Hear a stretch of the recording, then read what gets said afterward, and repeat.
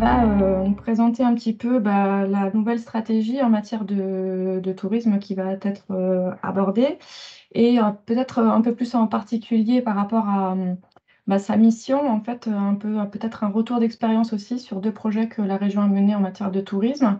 Pas forcément sur Sudoué, mais sur Interreg Euromed, et voir justement quel est l'enjeu peut-être au niveau international, au niveau de la coopération européenne dans cette matière touristique. Donc, sans attendre, merci Magali pour cette présentation. Bonjour à toutes et à tous. Je pense qu'on a une petite dizaine de minutes, hein, c'est ça, Emmanuela? Oui, c'est ça, Alors, merci. en 10 minutes, vous dire qu'aujourd'hui, grâce à l'expérience Interreg et plus particulière Interreg-Med, sur laquelle nous avons travaillé au niveau de la direction en charge du tourisme, l'expérience et les deux projets que nous avons menés, finalement, nous ont obligés à regarder le développement touristique à la lumière d'expériences menées par d'autres territoires.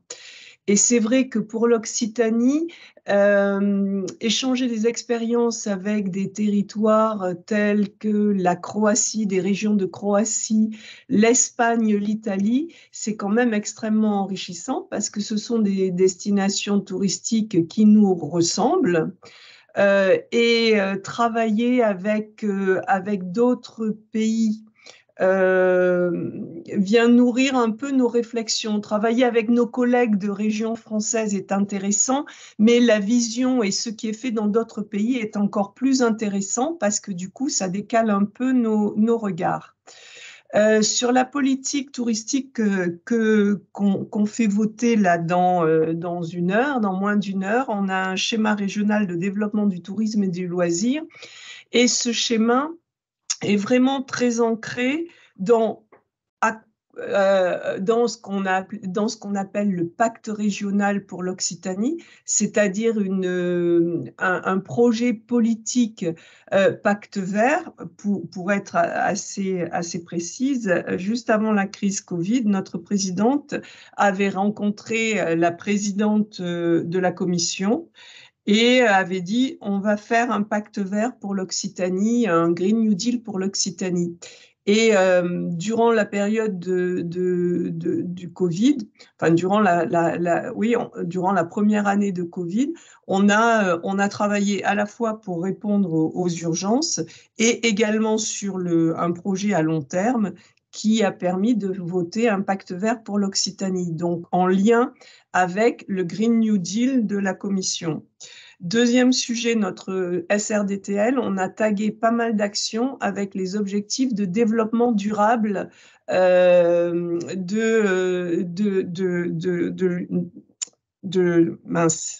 l'Organisation mondiale du tourisme et plus largement, le nom m'échappe, mais il me reviendra, donc les objectifs de développement durable, les 17 objectifs que l'on connaît. Et puis, le dernier élément qui me semble aujourd'hui très important de prendre en compte, c'est la publication par la commission, par la DG Gros, qui est intervenue en février et qui s'appelle « Parcours de transition pour le tourisme ». Et en fait, durant la crise Covid, la commission s'est dit il va falloir qu'on prépare la transition des écosystèmes industriels de la commission. Et le premier système industriel qui a été traité par la DG Gros, c'est l'écosystème touristique. Ce qui est intéressant, c'est qu'en fait, du point de vue de la Commission, on est bien dans une industrie de services. On oublie parfois ces éléments parce qu'on raisonne à des échelles territoriales, parfois infrarégionales. Mais du point de vue de la Commission, le tourisme est une industrie de services. C'est un secteur important et majeur pour l'Union européenne, puisque entre la France, l'Italie, l'Espagne, on est quand même et la Grèce, on est quand même dans des pays leaders en termes de tourisme, et que, en plus, durant la crise Covid, plusieurs événements sont venus bousculer les fondamentaux du marché unique européen, de libre circulation des individus, des citoyens, des travailleurs, puisqu'il y avait des barrières frontalières qui ne permettaient pas la libre circulation des citoyens européens. Et également, il y a eu des restrictions sur la libre circulation des masques au moment où on était tous en train de chercher. Donc ça a été un premier facteur qui a ébranlé la Commission. Deuxième facteur qui a fortement ébranlé la Commission durant la crise de Covid, ça a été la protection des consommateurs. Il y en a une directive qui protège les consommateurs lorsqu'ils achètent des voyages à forfait. Et durant la crise Covid, je pense que vous vous en souvenez comme moi, il y avait pas mal de personnes qui avaient réservé des voyages aériens ou carrément des forfaits, c'est-à-dire transport plus hébergement plus autre chose, qui avaient payé des arts et qui n'ont pas pu voyager et qui n'ont pas été remboursés. Donc ça a été un deuxième sujet d'inquiétude de la Commission. Et enfin, le troisième sujet que j'ai identifié en lisant un peu ce parcours de transition, ça a été le sujet du transport aérien, avec d'une part une réglementation européenne qui dit que lorsque les compagnies aériennes n'utilisent pas ce qu'on appelle les slots dans les aéroports, c'est-à-dire les temps durant lesquels ils doivent atterrir, faire du catering et repartir, s'ils n'utilisaient pas ces slots étaient remis un peu dans le mercato. Et là, eh bien, évidemment, les compagnies, elles n'ont pas utilisé les slots. Donc, ça a obligé aussi la Commission à réfléchir à ces problématiques-là. Et du coup, on a eu un parcours de transition qui a été publié avec évidemment le sujet de la transition écologique et numérique. Ça, c'est quelque chose qu'on retrouve dans la politique, donc dans les programmes opérationnels, y compris les programmes Interreg. Hein. Il y a un deuxième sujet qui est celui de la résilience. Et il y a aussi un sujet de la gouvernance que l'on retrouve dans ce parcours de transition.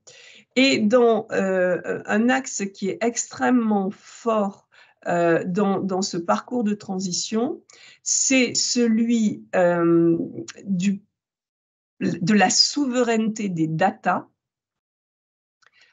qui est très important. C'est celui également pour utiliser un jargon européen, du renforcement de la capacité des acteurs. Et pour ce qui nous concerne, effectivement, lorsqu'on a expérimenté nos projets touristiques, on s'est rendu compte que sur tous ces projets Interreg-Med, il y avait des résultats des différents projets qui étaient extrêmement intéressants, mais qui ne parvenaient pas à dépasser en termes de lecteurs, entre guillemets, le cadre des partenaires du projet. Je vais vous donner l'exemple d'Eridata. Sur Eridata, nous avons travaillé sur, alors, en termes de terminologie, on n'utilise pas surfréquentation touristique ou alors vraiment à dessein, on parle plutôt de pic de fréquentation. Les deux choses ne veulent pas tout à fait dire la même chose. La surfréquentation, pour être caricaturale, c'est ce que vous avez à Barcelone, c'est-à-dire globalement, dans une ville, la vie des habitants est perturbée et dégradée par un afflux massif de touristes. Alors, on le retrouve aussi dans des milieux naturels. Hein. Ça, c'est de la surfréquentation. Par contre, des pics de fréquentation, c'est quand un certain nombre de jours durant l'année, effectivement, il y a surfréquentation sur un site. Mais 10 jours dans l'année, ça ne fait pas une surfréquentation avec des dégradations sur la qualité de vie des habitants, de l'expérience, ça plombe pas la biodiversité. Donc, il y a bien deux phénomènes. Nous, on avait travaillé plutôt sur des logiques de surfréquentation, puisque on avait comme terrain d'expérimentation Mostar, vous savez, le pont de Mostar, où plein de gens sont sur le pont au même moment et veulent se faire photographier, moyennant quoi l'expérience client est pourrie, et les retombées pour la ville se résument au pont de Mostar, ce qui est quand même un peu court. On avait Valencia, la ville de Valencia, qui, lorsque débarquent des croisiéristes, a un peu des difficultés à gérer les flux parce que tous vont au même endroit, que ce soit à pied ou en bus. On avait également Florence, qui, là aussi, dans son centre-ville, connaît des problématiques de surfréquentation. Donc, Eridata, le sujet, c'était comment gérer avec des nouvelles technologies la surfréquentation. J'oublie aussi un autre champ d'expérimentation dont vous avez certainement entendu parler ou que vous connaissez, c'est Dubrovnik, la citadelle de Dubrovnik. Voilà, donc on a travaillé avec Eridata sur ce sujet et on a identifié, on a décrit le processus de surfréquentation et les différentes étapes avec, au niveau de chaque étape, des processus, des mesures correctives qu'on peut mettre en place avant d'atteindre le niveau ultime où là, il faut réglementer, on n'est plus à réguler, il faut réglementer. On avait travaillé également sur comment on mesure la surfréquentation, parce que ce n'est pas qu'un phénomène de flux, c'est aussi un phénomène de ressenti des habitants et des touristes. Donc, quels sont les indicateurs qu'on utilise et pour chaque typologie de site, comment est-ce qu'on peut, quelles sont les mesures à prendre. Donc ça, c'est extrêmement intéressant. Et à l'heure où on parle beaucoup de pics de fréquentation, de régulation des flux, y compris dans le parcours de transition pour le tourisme, et puis nous, dans notre schéma régional de développement du tourisme et des loisirs, comment ce travail qu'on a mené, on peut le rendre, entre guillemets, pédagogique, transférable. Parce que transférer des fichiers PDF, finalement, oui, d'accord. Derrière, il y a une méthode, il y a certainement un effort de réécriture avec un vrai apport pédagogique pour qu'il soit partagé par le plus grand nombre. Ça, c'est le sujet de Eridata. Emmanuela, j'ai encore 2 minutes ou j'ai dépassé Ben, mon temps? non, tu as dépassé ton temps. Peut-être si tu as C'est bon, peut-être voilà. une Voilà conclusion. le contexte de notre nouveau schéma et puis le petit focus que je peux apporter sur le projet Eridata qui est devenu une action. La poursuite d'Eridata est une action de notre schéma. Voilà le témoignage que je pouvais vous apporter. Merci beaucoup, Magali. Je crois que tu dois nous quitter après pour justement aller à l'assemblée plénière. Mais je crois qu'il y a Elsa qui peut éventuellement répondre sur ces questions après, puisqu'en fait, on a un temps d'échange qui est prévu en fait après nos expertises, nos experts. Voilà. Donc, merci beaucoup, Magali, pour cet éclairage donc, sur cette politique régionale qui va être adoptée et donc qui peut peut-être servir effectivement de base un peu pour les porteurs de projets occitans qui veulent peut-être s'inspirer pour intégrer ces enjeux-là dans leurs projets. Donc, dans la foulée, je vais donc te donner la parole, merci en tout cas Magali, à Bertrand Casal et Thomas Bunel, qui sont donc deux représentants également donc des commissariats de massifs, donc Massif central et Massif des Pyrénées, qu'on a également en partie dans la région Occitanie, mais qu'on partage avec nos autres collègues donc des autres régions voisines qui sont Auvergne-Rhône-Alpes et Nouvelle-Aquitaine. Donc, est-ce que vous pouvez nous donner un petit éclairage donc, sur l'approche plutôt par massif donc d'une politique de développement touristique? Est-ce que vous pensez que, en termes d'enjeux, les porteurs de projets peuvent donc s'inscrire peut-être dans cette, dans ces enjeux-là? Voilà. Je vous laisse la parole. Merci Manuela.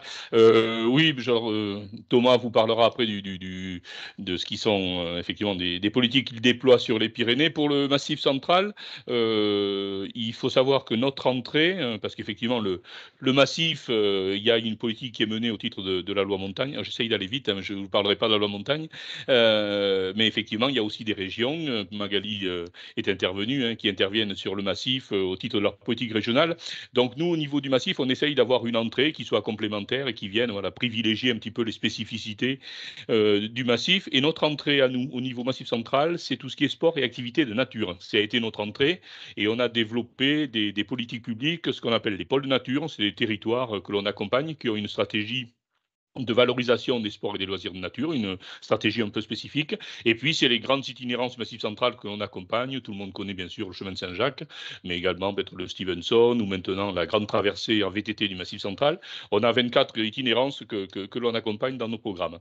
Notre entrée, ça a toujours été, voilà, donc les sports et les activités de nature, mais on sent bien aujourd'hui, je pense que le Covid n'est pas neutre aussi dans cette évolution, on sent qu'il faut un peu recharger nos offres. C'est vrai qu'on avait des produits qui étaient vraiment des produits de sport, des loisirs de nature, et on sent que maintenant, effectivement, il faut faire du lien avec le territoire, il faut qu'on ancre un peu plus nos offres et que les activités et les sports de nature soient aussi l'occasion de découvrir le territoire, de découvrir ses ressources, ses savoir-faire, les femmes et puis les hommes de ces territoires, et que les loisirs et les sports de nature soient l'occasion aussi de reconstruire des projets de tourisme éducatif, notamment liés à la biodiversité ou à l'environnement, des nouvelles offres liées de manière à la culture, au patrimoine, avec des aspects scientifiques ou techniques liés au savoir-faire du territoire. Et il y a de véritables enjeux pour nous aujourd'hui à compléter un peu nos offres par une approche et un ancrage avec le territoire, un ancrage territorial. Il y a besoin de donner du sens un peu à nos produits puis à nos offres touristiques. Et il y a aussi un enjeu aussi sur le volet bien-être, remise en forme. Hein, petit clin d'œil à Marion de la route des villes d'eau. Effectivement, ça, comme disent nos jeunes, ça matche bien entre les sports et les activités de nature et puis tout ce qui est bien-être et remise en forme. Et je pense qu'il y a des choses aussi à travailler tout à fait intéressantes à ce niveau-là. Et puis, je vais vite, il y a le volet santé. On sait maintenant que effectivement les médecins peuvent prescrire des séjours de sport. Et je pense que sur le Massif central, on a des enjeux assez forts. On a des territoires avec les pôles nature qui se sont bien préparés, qui ont développé des offres intéressantes. Et là encore, je pense qu'il y a des produits, des prestations à travailler qui sont tout à fait intéressantes. Donc il y a des offres. Un des principaux enjeux pour nous, un enjeu important, c'est voilà, de donner un petit peu plus, de consolider nos offres, donner un peu plus de sens à nos offres qui au départ étaient vraiment tournées vers tout ce qui était nature. Un enjeu qui est très très important, et là pour nous c'est un enjeu prioritaire, c'est un nouveau concept touristique qu'il faut aujourd'hui développer. Je vais faire un peu de provocation en vous disant que l'avenir du tourisme, c'est de ne plus en faire. Euh, Ce que je veux dire, c'est que dans le Massif central, notre objectif maintenant, c'est de ne plus avoir des politiques touristiques pour des touristes. C'est avoir une démarche plus globale, un tourisme 4 saisons, avec une approche territoriale. On le voit très bien pour la reconversion des stations de ski. On sait très bien que l'hiver, on va au ski, l'été, on va à la montagne. Et donc, de fait, si on rentre dans un schéma 4 saisons, on va rentrer sur un territoire qui est beaucoup plus large, où on va essayer de valoriser les agriculteurs. Et donc, de fait, on sort du strict périmètre de la station. Mais également, ces politiques touristiques un peu new look, elles doivent être faites avec les habitants et pour les habitants. Si on part sur un tourisme 4 saisons, au mois de novembre, je ne sais pas si on aura beaucoup de touristes, mais effectivement, on peut avoir des habitants, on peut avoir des clubs, on peut avoir des scolaires, on peut avoir des anciens qui vont venir effectivement pratiquer, qui vont venir profiter des offres du territoire. Et puis avec les habitants, puisque les habitants peuvent aussi faire partie complètement de l'offre et être intégrés, bien sûr, avec ce lien au territoire, être intégrés dans une offre ou dans un produit touristique, et puis témoigner un petit peu de leur territoire. Donc, c'est vraiment d'une autre approche qu'il faut avoir avec les habitants et pour les habitants, 4 saisons, et d'une approche globale qui sort véritablement des seuls touristes. Et pour nous, ces nouveaux concepts, ces nouvelles politiques, c'est un enjeu qui est majeur sur les territoires. Sachant que ces politiques, elles doivent travailler aussi sur le vivre ensemble. Il y a des choses à faire au niveau éducatif, au niveau des moments partagés du territoire, de l'intergénérationnel, des personnes en situation de handicap. Et ce vivre ensemble, il doit aussi, et puis je pense que tous les collègues des massifs le savent, il doit aussi permettre de répondre aux conflits d'usage. Sur nos territoires, on a de plus en plus de conflits d'usage entre les pratiquants et les agriculteurs.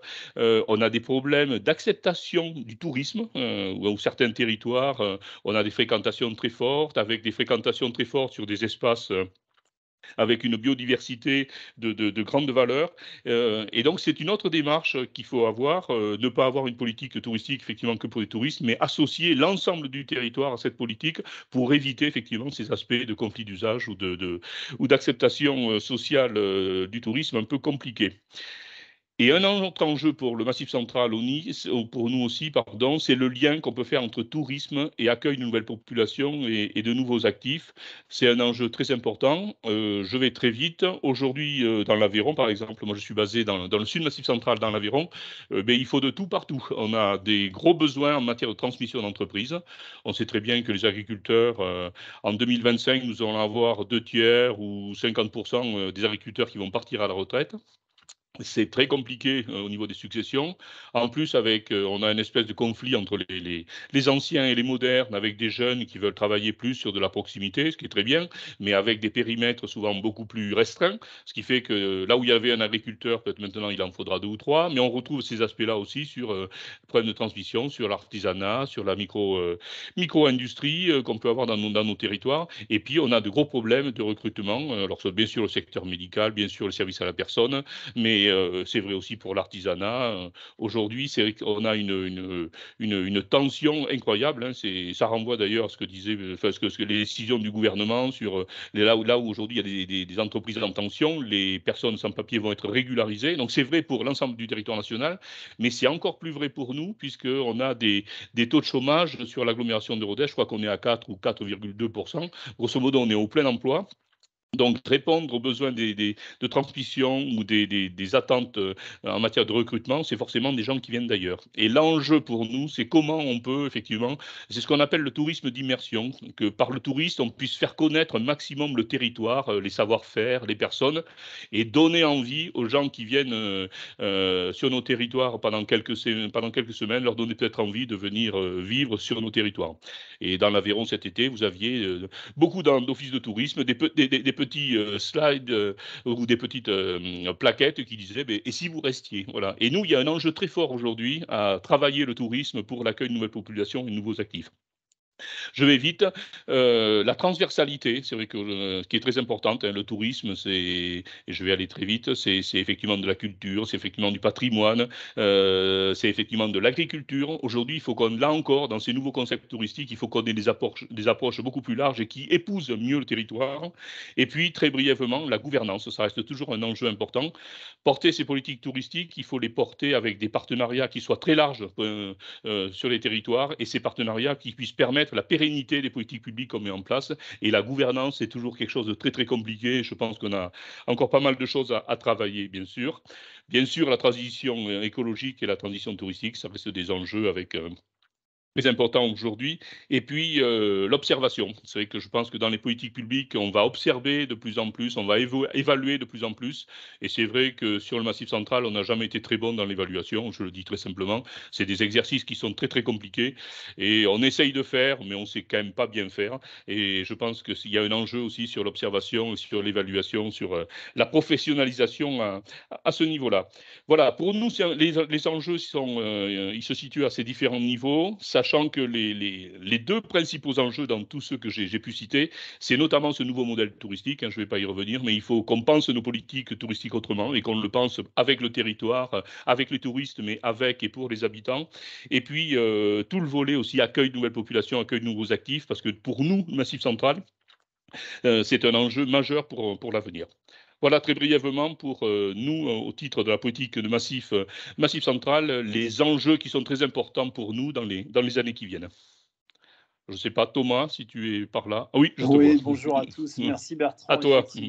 Effectivement, pour cet exposé très riche qui a bien fixé beaucoup de sujets qu'on partage beaucoup dans le massif pyrénéen, avec évidemment les problématiques touristiques, je dirais, globales, qui sont partagées même par plus que des territoires de massif, mais également les thématiques que tu évoquais, Bertrand, sur les questions d'itinérance, les questions d'eau chaude, les questions patrimoniales, évidemment culturelles, naturelles, aussi gastronomiques. Enfin, je veux dire, et le lien à l'agriculture, et particulièrement dans les Pyrénées, le lien fort au pastoralisme. Et je fais la transition là-dessus, justement, sur ce que tu évoquais. C'est vrai que nous, on a dans les Pyrénées des destinations touristiques fortes avec des problématiques spécifiques. Je pense notamment aux stations de ski qu'on a peut-être un peu plus de manière marquée que dans le Massif central. Néanmoins, on a je dirais, c'est peut-être moins marqué pardon, que sur d'autres massifs.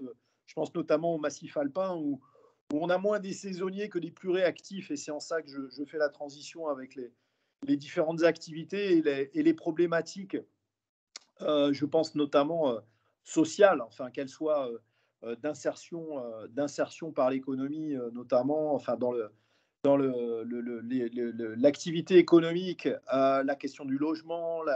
Je pense qu'il y a une des priorités du programme qui, pour cela, peut être assez intéressante à travailler sur des projets de coopération, parce qu'on a des vrais sujets, il me semble, de coopération avec nos partenaires sur ces questions plutôt économico et sociales. On a, tu l'évoquais, Bertrand, la question de la transition, je dirais. Alors c'est un mot qu'on entend souvent, mais là pour le coup, on a un vrai gros sujet de transition qui est à la fois écologique, touristique et économique, hein, de nos stations des Pyrénées, parce que là, on sent qu'il y a une véritable prise de conscience que le modèle doit évoluer avec une vraie diversification des activités, avec ou sans neige. Et puis la question sociale que j'évoquais, parce qu'on voit sur certains pics de fréquentation qu'on a des difficultés à recruter, notamment. Donc ça, c'est un vrai sujet. J'insiste peut-être sur le caractère un peu particulier aussi du massif pyrénéen par rapport au massif central. C'est que c'est un massif transfrontalier, donc il y a un vrai gros sujet, je dirais, pour tous les partenaires potentiels de futurs projets sur le Sud-Ouest, à bien identifier ce qui est de l'ordre de projets transfrontaliers, donc qui relèveraient plutôt évidemment du programme transfrontalier POCTEFA, et de projets qui relèveraient plus du Sud-Ouest. Je tiens vraiment à souligner ce point-là, parce que pour vous, c'est important de bien identifier, je dirais, le programme qui va bien. Mais pour cela, on se tient à disposition avec les collègues des services de l'État ou des régions, évidemment, de discuter, ce qu'on fait souvent avec les porteurs de projets, je dirais au préalable peut-être d'une stratégie en fonction des typicités, des natures de projets que vous pourriez avoir en tête. Il y a deux choses que je voudrais souligner avant de clore cette intervention des commissariats de massif. On a un vrai sujet, un vrai gros sujet sur lesquels travaillent les territoires en ce moment. L'école pyrénéen, pour nous, c'est assez important. Là, évidemment, ça participe du paysage et du patrimoine paysager, mais il y a un vrai gros sujet à la fois d'accueil, je dirais au sens strict touristique, parce que parfois on a des écoles très réputées mais qui n'ont ni toilettes ni eau potable. Enfin, on en est là des fois dans l'accueil et le développement touristique. Pour autant, on a, et ça peut paraître paradoxal par rapport à ce que je viens de dire, on a aussi un vrai sujet sur lequel travaillent les mêmes cols et les mêmes acteurs de ces cols, c'est la renaturalisation de ces cols, parce qu'ils ont été aussi très, très anthropisés, ce qui peut justement, je dirais, dévaloriser ces cols et leur qualité paysagère, et dévaloriser de ce point de vue-là. Donc il y a un vrai gros travail en ce moment sur certains cols un peu mythiques d'accompagner cette renaturalisation, tout en offrant quand même un minimum de services. Et ça, c'est un vrai gros sujet qui est partagé sur l'ensemble de la chaîne des Pyrénées. Et puis, je finirai là-dessus, ce qui est partagé aussi, il y a peut-être un gros sujet de projets de coopération avec d'autres territoires qui peuvent avoir ce type de sentiment d'appartenance. C'est assez incroyable, mais d'un bout à l'autre de la chaîne, tout le monde se sent pyrénéen. C'est assez incroyable. Je ne sais pas l'expliquer de manière très rationnelle. Pour autant, il y a un vrai sujet, il me semble, intéressant peut-être à travailler avec d'autres territoires partenaires sur ce sentiment d'appartenance et comment, qu'est-ce qu'on en fait, comment on le valorise et comment on le partage et comment on le fructifie. Voilà. Merci de votre attention et je reste disponible pour des questions. Merci beaucoup. Donc, on voit effectivement que les enjeux sont assez différents, mais finalement assez semblables, hein, que ce soit au niveau à différentes échelles. Merci pour ces interventions qui sont très riches et très intéressantes. Peut-être pour rentrer un peu plus dans le concret, on a 2 projets à vous présenter ou on va dire à illustrer. Du coup, peut-être on vous présente un peu les projets et puis on aura comme ça un vrai temps d'échange, que ce soit sur les enjeux ou sur les questions un peu plus techniques. Et donc, sans attendre, je propose donc, c'est à Laurent Jalabert qui est à l'Université de Pau, professeur en histoire contemporaine, si je ne me trompe pas, et qui va nous parler du projet BODA, qui est un projet donc BODA. Donc, vous allez nous expliquer ce que c'est que le projet BODA, projet présenté sur le programme Interreg Atlantique, pour nous changer un peu d'horizon. Oui, on va changer d'aire géographique. Donc, C'est ça. Puisque voilà, c'est un projet puisque nous dépendons à Pau de la région Nouvelle-Aquitaine, donc c'est un projet Interreg Atlantique. Donc, je vais vous présenter assez rapidement ce projet. En 10 minutes, c'est un projet qui est porté qui n'est pas tout à fait fini, puisqu'il s'achève le 31 décembre, qui est porté par l'Office du tourisme de Saint-Jacques-de-Compostelle en Espagne, et sur lequel nous étions 9 partenaires. Donc, c'est un projet qui était assez large. Les partenaires étaient à la fois des partenaires venus du monde touristique et des universités, hein. Il y avait 5 universités dans ce projet, l'université au Pays de Galles, l'université de Bangor, l'université en Portugal, Lisbonne, l'université de Glasgow en Écosse, l'université du Munster en Irlande. Donc c'est un projet qui englobait le monde britannique, qui aujourd'hui, avec le Brexit, est moins présent ou ne le sera plus. Et puis des partenaires touristiques, l'Office du tourisme de Saint-Jacques-de-Compostelle, San-Sébastien, Santander en Espagne, et des partenaires aussi du type Château de Cork, Château de Pau, etc.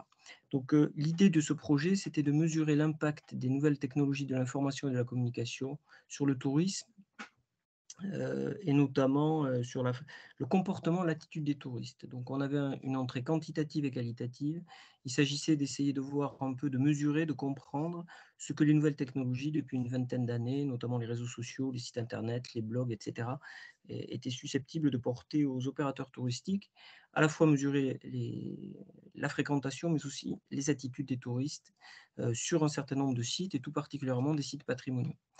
Voilà, donc c'était l'objectif, hein, que nous avions à l'Université de Pau, c'était véritablement d'être sur ces 2 volets, avec quelques cas à étudier, notamment le château de Pau. Donc le château de Pau qui était un site patrimonial classique, et en même temps on devait travailler aussi sur d'autres types de sites, et notamment sur la cave coopérative, enfin le vignoble de Jurançon, notamment la cave coopérative, qui dans le département des Pyrénées-Atlantiques est le 2e site le plus visité du territoire, avec 200 à 300 000 visiteurs par an, liés en particulier au pèlerinage à Lourdes, hein, puisque les pèlerins récupèrent des parcours touristiques et puis ensuite ils passent par la cave coopérative de Jurançon, les grottes de Bétarame, le château de Pau, etc. Donc la cave de Jurançon est très prisée.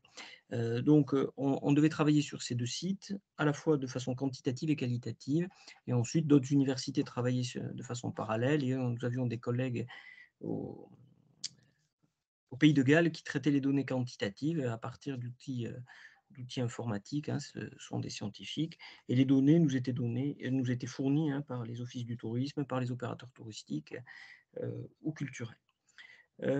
Bon, le problème, c'est que ce projet s'est déroulé entre 2019 et 2022, en pleine crise du Covid.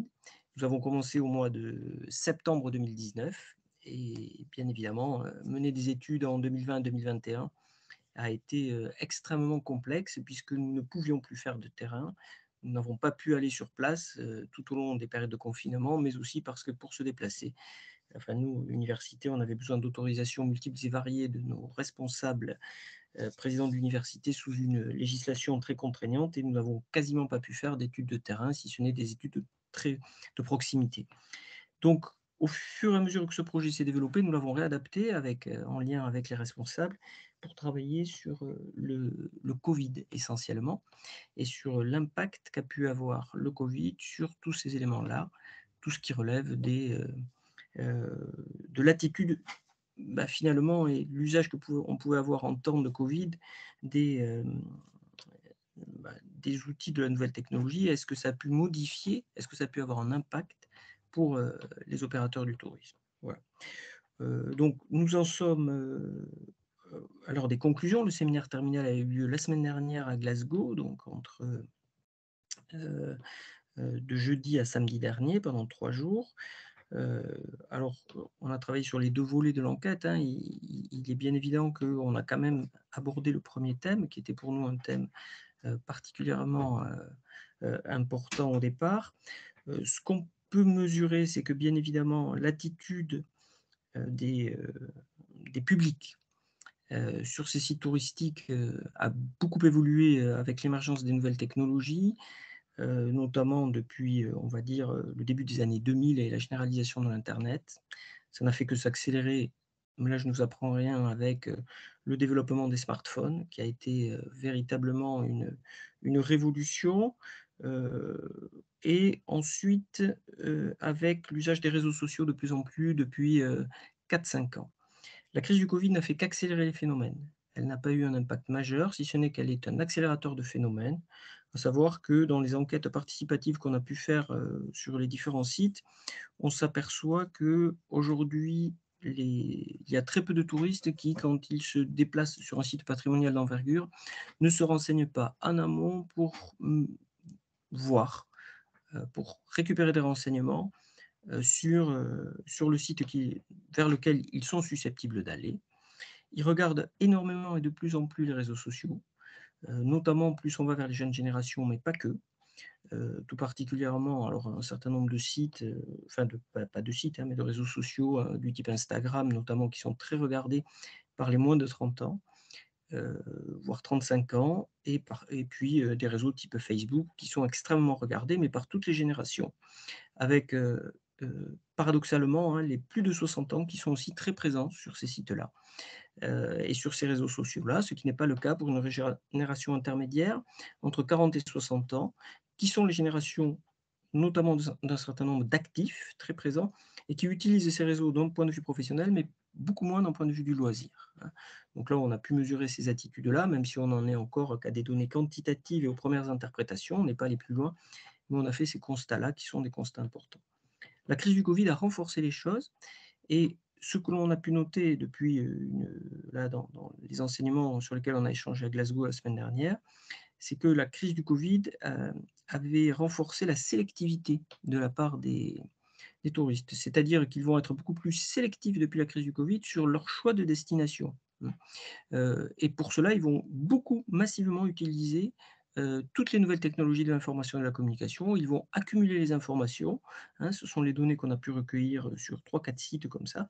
Ils vont accumuler les informations avant de faire leur choix. Et cette sélectivité, elle va être extrêmement forte pour notamment la sélection de séjours qui sont de plus en plus courts. C'est-à-dire qu'on est vraiment sur les séjours courts et non plus sur des séjours comme on pouvait avoir de 15 jours, 3 semaines il y a quelques années. Quand on regarde aussi des données sur la fréquentation par la longue durée, c'est-à-dire que, notamment pour le château de Pau, puisque c'est un monument national, on a pu avoir des chiffres de la fréquentation qui remontent même au XIXe siècle. Donc, comme on était quelques historiens à travailler là-dessus, on a regardé ça par la très longue durée. On s'aperçoit que la fréquentation du château de Pau a atteint son zénith dans les années 1960. On avait un nombre de visiteurs qui était à 200 000, et puis dans les années 80-90, il y a eu une chute de cette fréquentation, et il y a une stabilisation qui s'est opérée depuis le début des années 2000, autour de 100 000 visiteurs par an. Cette stabilisation, elle a été renforcée certainement par l'impact médiatique et des nouvelles technologies de l'information et de la communication. À savoir que chaque fois qu'on a des opérations médiatiques d'importance du type, alors ça peut faire sourire, mais les émissions de Stéphane Bern, on s'aperçoit qu'il y a un impact à moyen terme sur la reconnaissance du château, enfin la redécouverte du château par un certain nombre de médias. Si c'est accompagné de certaines politiques de communication derrière sur les réseaux sociaux, il y a un impact qu'on mesure. Ce n'est pas un impact qui génère de nouvelles visites, mais qui limite, je dirais, la dégradation à un moment donné de la visite de ces sites touristiques. Donc la conclusion, nous n'en avons pas encore parce que nous n'avons pas fini d'interpréter toutes les données. Nous sommes sur du travail en cours. L'interprétation consiste à dire que finalement, là, on défonce un peu des portes ouvertes, mais l'impact des nouvelles technologies de l'information et de la communication est évident, notamment tout ce qui relève de l'Internet et en période du Covid beaucoup plus, que l'usage est très important et la qualité de la façon dont se fait cette communication a un impact extrêmement fort. On a pu voir des différences entre différents sites. Bon, je n'ai pas le temps de vous le présenter, mais on a effectivement parfois des communications entre guillemets, qu'on va dire, un peu ratées. Et à ce moment-là, l'impact est extrêmement fort en matière de fréquentation. Ce sont des choses qui sont très perçues par les données quantitatives que l'on a pu récupérer. 2 mots pour conclure sur l'animation de ce type de projet pour les futurs, pour ceux qui voudraient se lancer dans l'aventure de ces programmes Interreg. Alors, ce sont des projets, quand on a une multiplication de partenaires de ce type, nous étions 9, ce sont des projets qui tout de même sont assez lourds à gérer.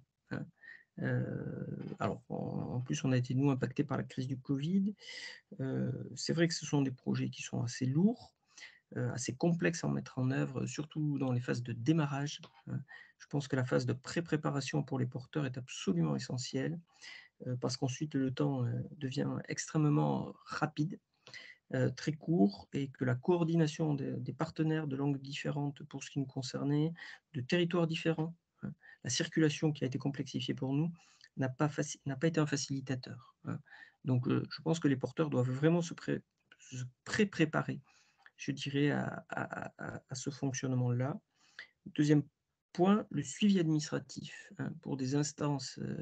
Alors, nous sommes une université, donc on a un appareillage administratif qui est assez lourd et assez habitué à ce type de projet, puisque on travaille sur différents projets européens à l'échelle de l'établissement. Mais ce sont des projets qui tout de même nécessitent un suivi administratif dans la durée qui dépasse la durée du projet, bien évidemment, vous le savez tous, mais qui sont quand même, qui nécessitent un suivi administratif important avec nécessairement la prise en compte je dirais, d'une bonne connaissance par un certain nombre d'opérateurs, malgré l'accompagnement que vous pouvez proposer dans les services de l'État ou les services régionaux, qui nécessite un bon maniement des législations européennes, des textes européens, tout ce qui est présentation de justificatifs, conservation de justificatifs, législation qui évolue là-dessus, contrôle, audit, etc. Ce sont des phases qui sont quand même très lourdes, très contraignantes, alors auxquelles on peut être plus ou moins habitué, mais qui ensuite peuvent avoir un impact financier important. Et ça, c'est quelque chose que pour les porteurs, il est extrêmement important de savoir. Voilà, je vous remercie. Merci beaucoup pour cette présentation qui était aussi très riche. Donc, je pense on pourra suivre effectivement votre projet par la suite. Je pense que vous devez nous quitter, donc merci encore pour cette présentation. Oui, je suis désolé, je dois partir à Strasbourg. Oui. J'ai l'avion dans 1h30, donc je suis désolé. Merci encore. Je crois que Fabien, tu voulais intervenir rapidement?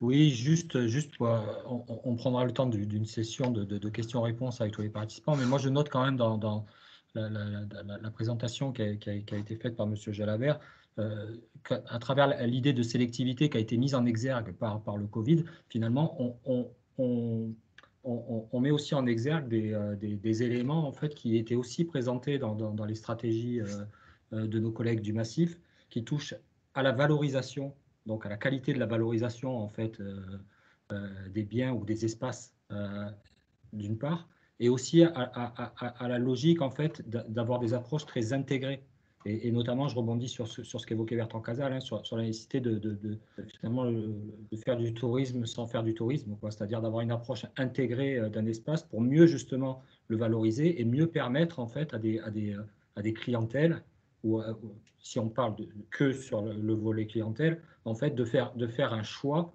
mais un choix pas seulement d'aller visiter un bien, mais de se rendre sur un temps court, sur un espace dans lequel il va pouvoir bénéficier d'un bouquet qui vont pouvoir, d'une offre en fait qui va pouvoir remplir ce temps, et donc du coup la nécessité aussi de raisonner, et peut-être on y viendra plus tard quand on présentera les axes du programme, de raisonner à une échelle critique, si on peut dire.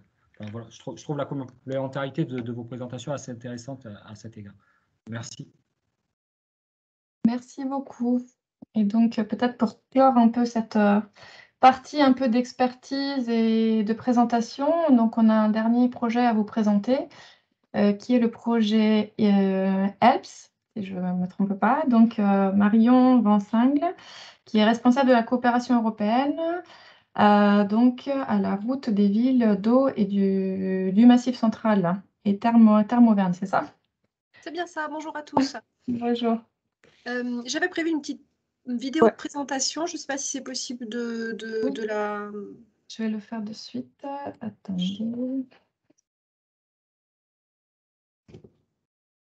Qui fait partie intégrante du coup de la stratégie de communication qui avait été portée, qui est portée toujours dans le cadre du projet. Environnement montagneux exceptionnel, son climat diversifié, ses niveaux de biodiversité remarquables et son patrimoine culturel, la région alpine offre de nombreuses possibilités de vivre sainement. Contrairement aux vies urbaines animées, exposées à la poussière fine et au bruit, les loisirs de plein air dans des environnements naturels sont de plus en plus reconnus pour leur impact positif sur la santé et le bien-être des personnes. Plusieurs ressources naturelles telles que les cascades, les plantes médicinales, le microbiome sur les alpages ou les eaux thermales ont montré un bénéfice mesurable pour la santé et le bien-être des humains. Ces ressources de santé permettent, entre autres, de renforcer le système immunitaire, d'améliorer la condition physique, les performances respiratoires et la résilience mentale. L'objectif principal du projet Interreg Alps 2 de l'espace alpin est d'aider les gestionnaires de destination à développer des expériences touristiques qui combinent les avantages des ressources de santé avec d'autres éléments des chaînes de valeur régionales. Avec le soutien de 8 régions pilotes, 11 institutions partenaires collaborent pour fournir aux destinations des outils concrets pour valoriser leurs ressources naturelles et développer de nouveaux produits pour le marché de niche du tourisme de santé alpin. Un dialogue avec toutes les parties prenantes concernées est une partie cruciale du projet, afin de mettre en évidence les conditions cadres nécessaires aux acteurs politiques. L'objectif global est de positionner l'espace alpin comme une destination de santé attractive au niveau mondial avec des économies régionales dynamiques. Vous êtes curieux d'en savoir plus sur notre approche du tourisme de santé dans les Alpes? Jetez un coup d'œil au site web du projet et suivez-nous sur Facebook.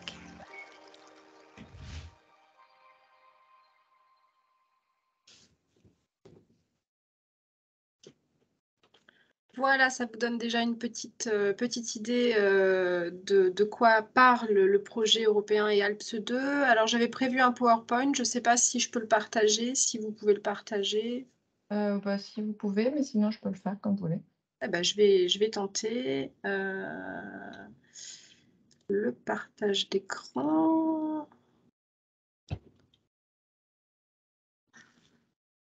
Hop là. C'est tout bon pour vous? Pour l'instant, on voit le bureau, mais oui. On voit pas le PowerPoint. Là, vous ne voyez pas le PowerPoint? On voit l'Explorer. Alors, ça ne va pas. Sinon, je l'ai de près. Ouais, bah, si vous l'avez, je vous laisse prendre la main. Voilà, vous voyez? Yes. Donc, si vous pouvez passer à la slide suivante, s'il vous plaît. Donc, en fait, moi, je représente une association qui s'appelle la Route des Villes d'Eau du Massif central, qui est une association loi 1901 qui a été créée en 1997 et qui est soutenue par la Convention de Massif central depuis sa création.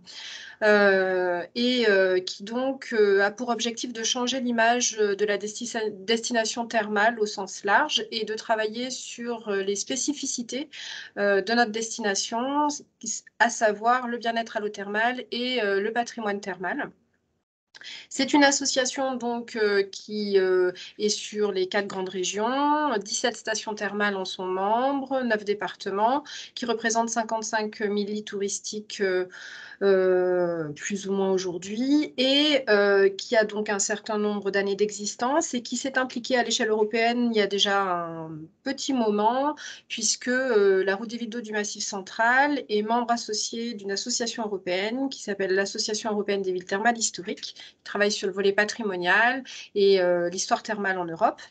Et donc, dans le cadre de cette implication, on a été en contact avec un certain nombre de partenaires en Europe et notamment, il y a donc quelques années, le projet a commencé en 2019, donc du coup, je pense qu'on est venu taper à notre porte courant 2018, si je ne me trompe pas, et c'est notamment la région Auvergne-Rhône-Alpes qui nous a sollicité, puisque Sylvain Guettaz, qui est en charge du groupe d'action tourisme de santé dans la stratégie macro-régionale de la zone alpine, est venu vers nous en disant voilà, on a des partenaires qui cherchent un partenaire, un opérateur thermal et un partenaire français au sein de leur consortium, et on souhaiterait savoir si ça vous intéresse d'intégrer ce partenariat.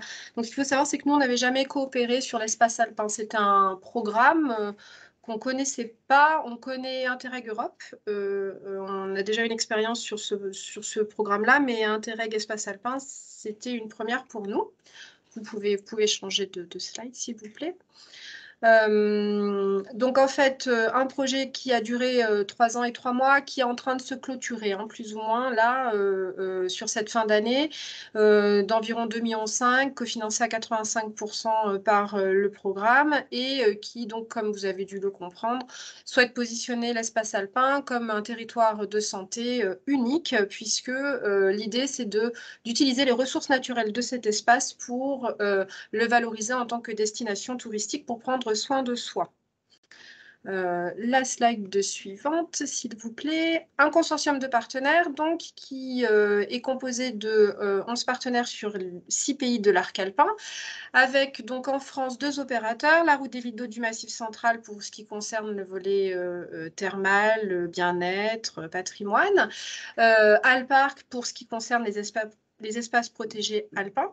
Et ensuite, on a donc une université en Suisse, un réseau communautaire en Allemagne, des centres de développement et des agences de développement en Slovénie, en Italie, et 2 partenaires importants pour le projet en Autriche, à savoir l'agence d'innovation de la ville de Salzbourg et l'université paramédicale de Salzbourg avec son institut d'écomédecine.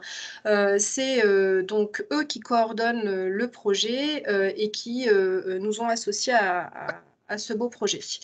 Slide suivante, s'il vous plaît. Donc, l'idée, c'est de faire prendre conscience aux destinations touristiques de l'arc alpin qu'elles ont une vraie valeur ajoutée, ce sont leurs ressources naturelles, et que ces ressources naturelles sont un potentiel important pour des packages de tourisme de santé.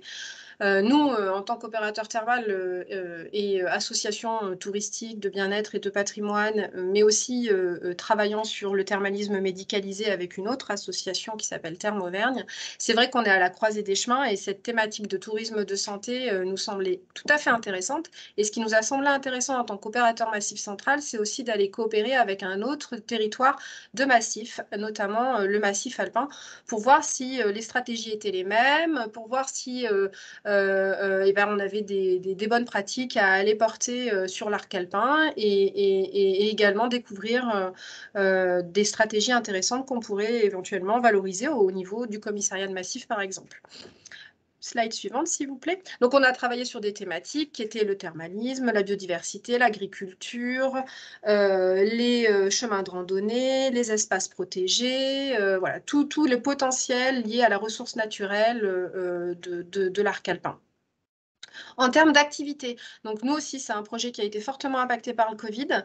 Cela étant dit, on a quand même réussi à maintenir quelques rencontres physiques et un certain nombre d'activités qui ont eu lieu aussi en ligne.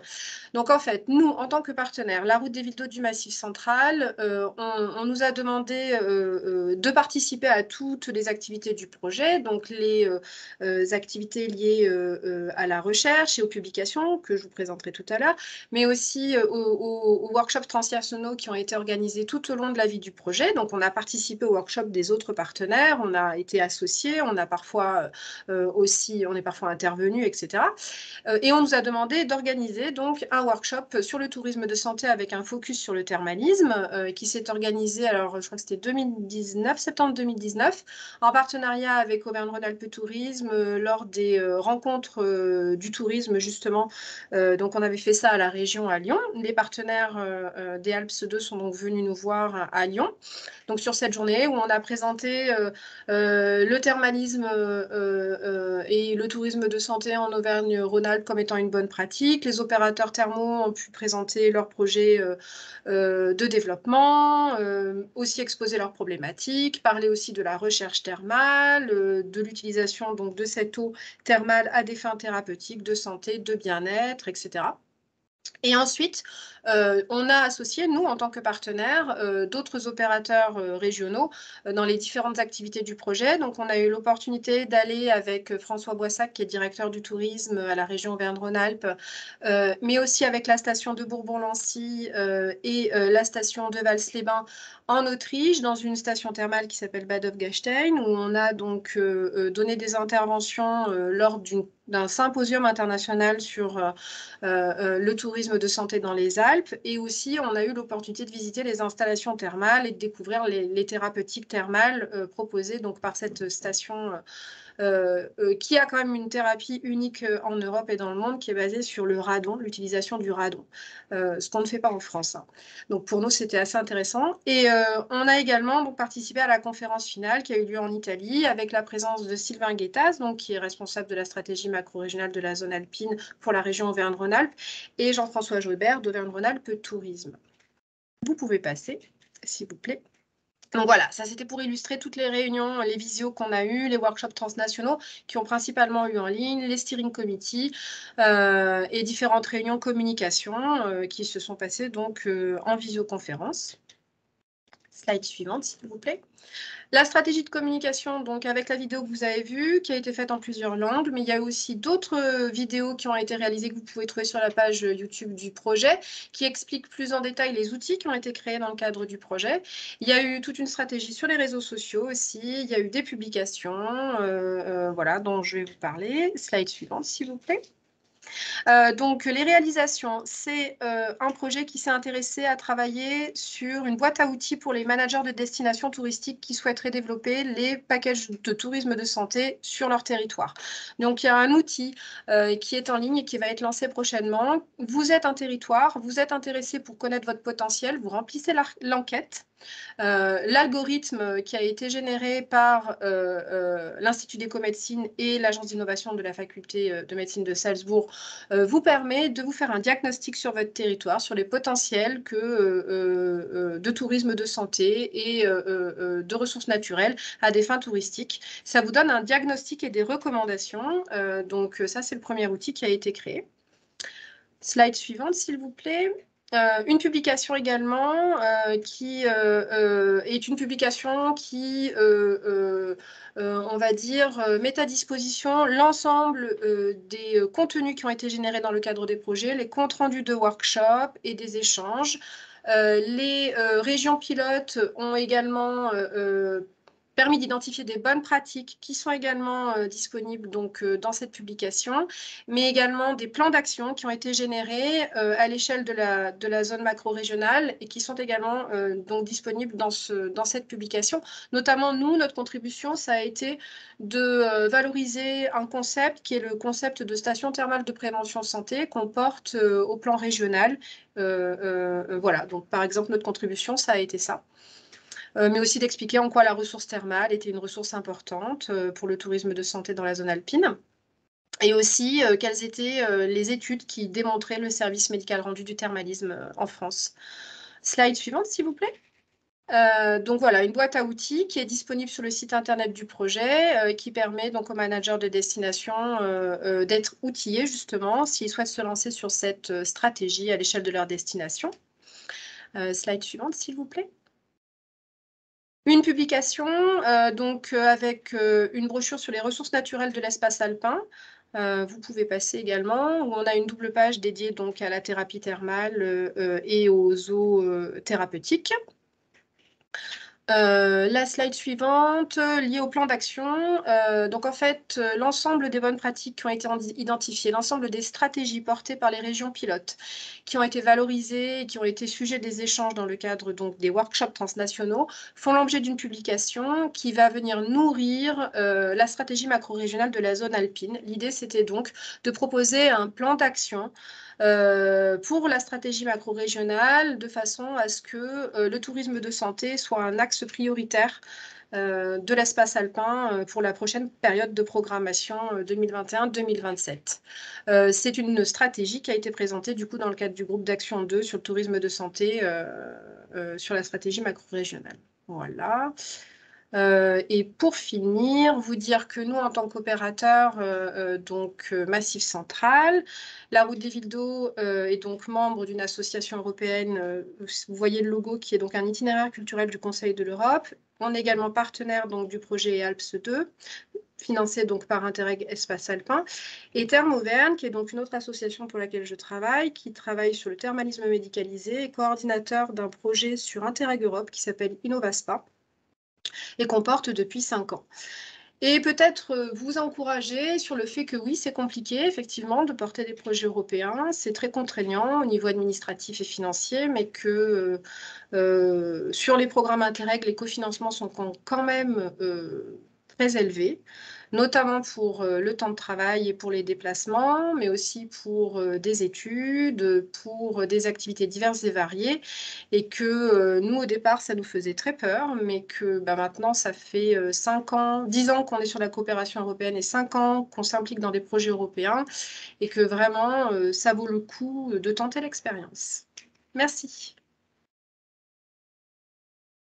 Merci beaucoup pour cette présentation qui était aussi très riche.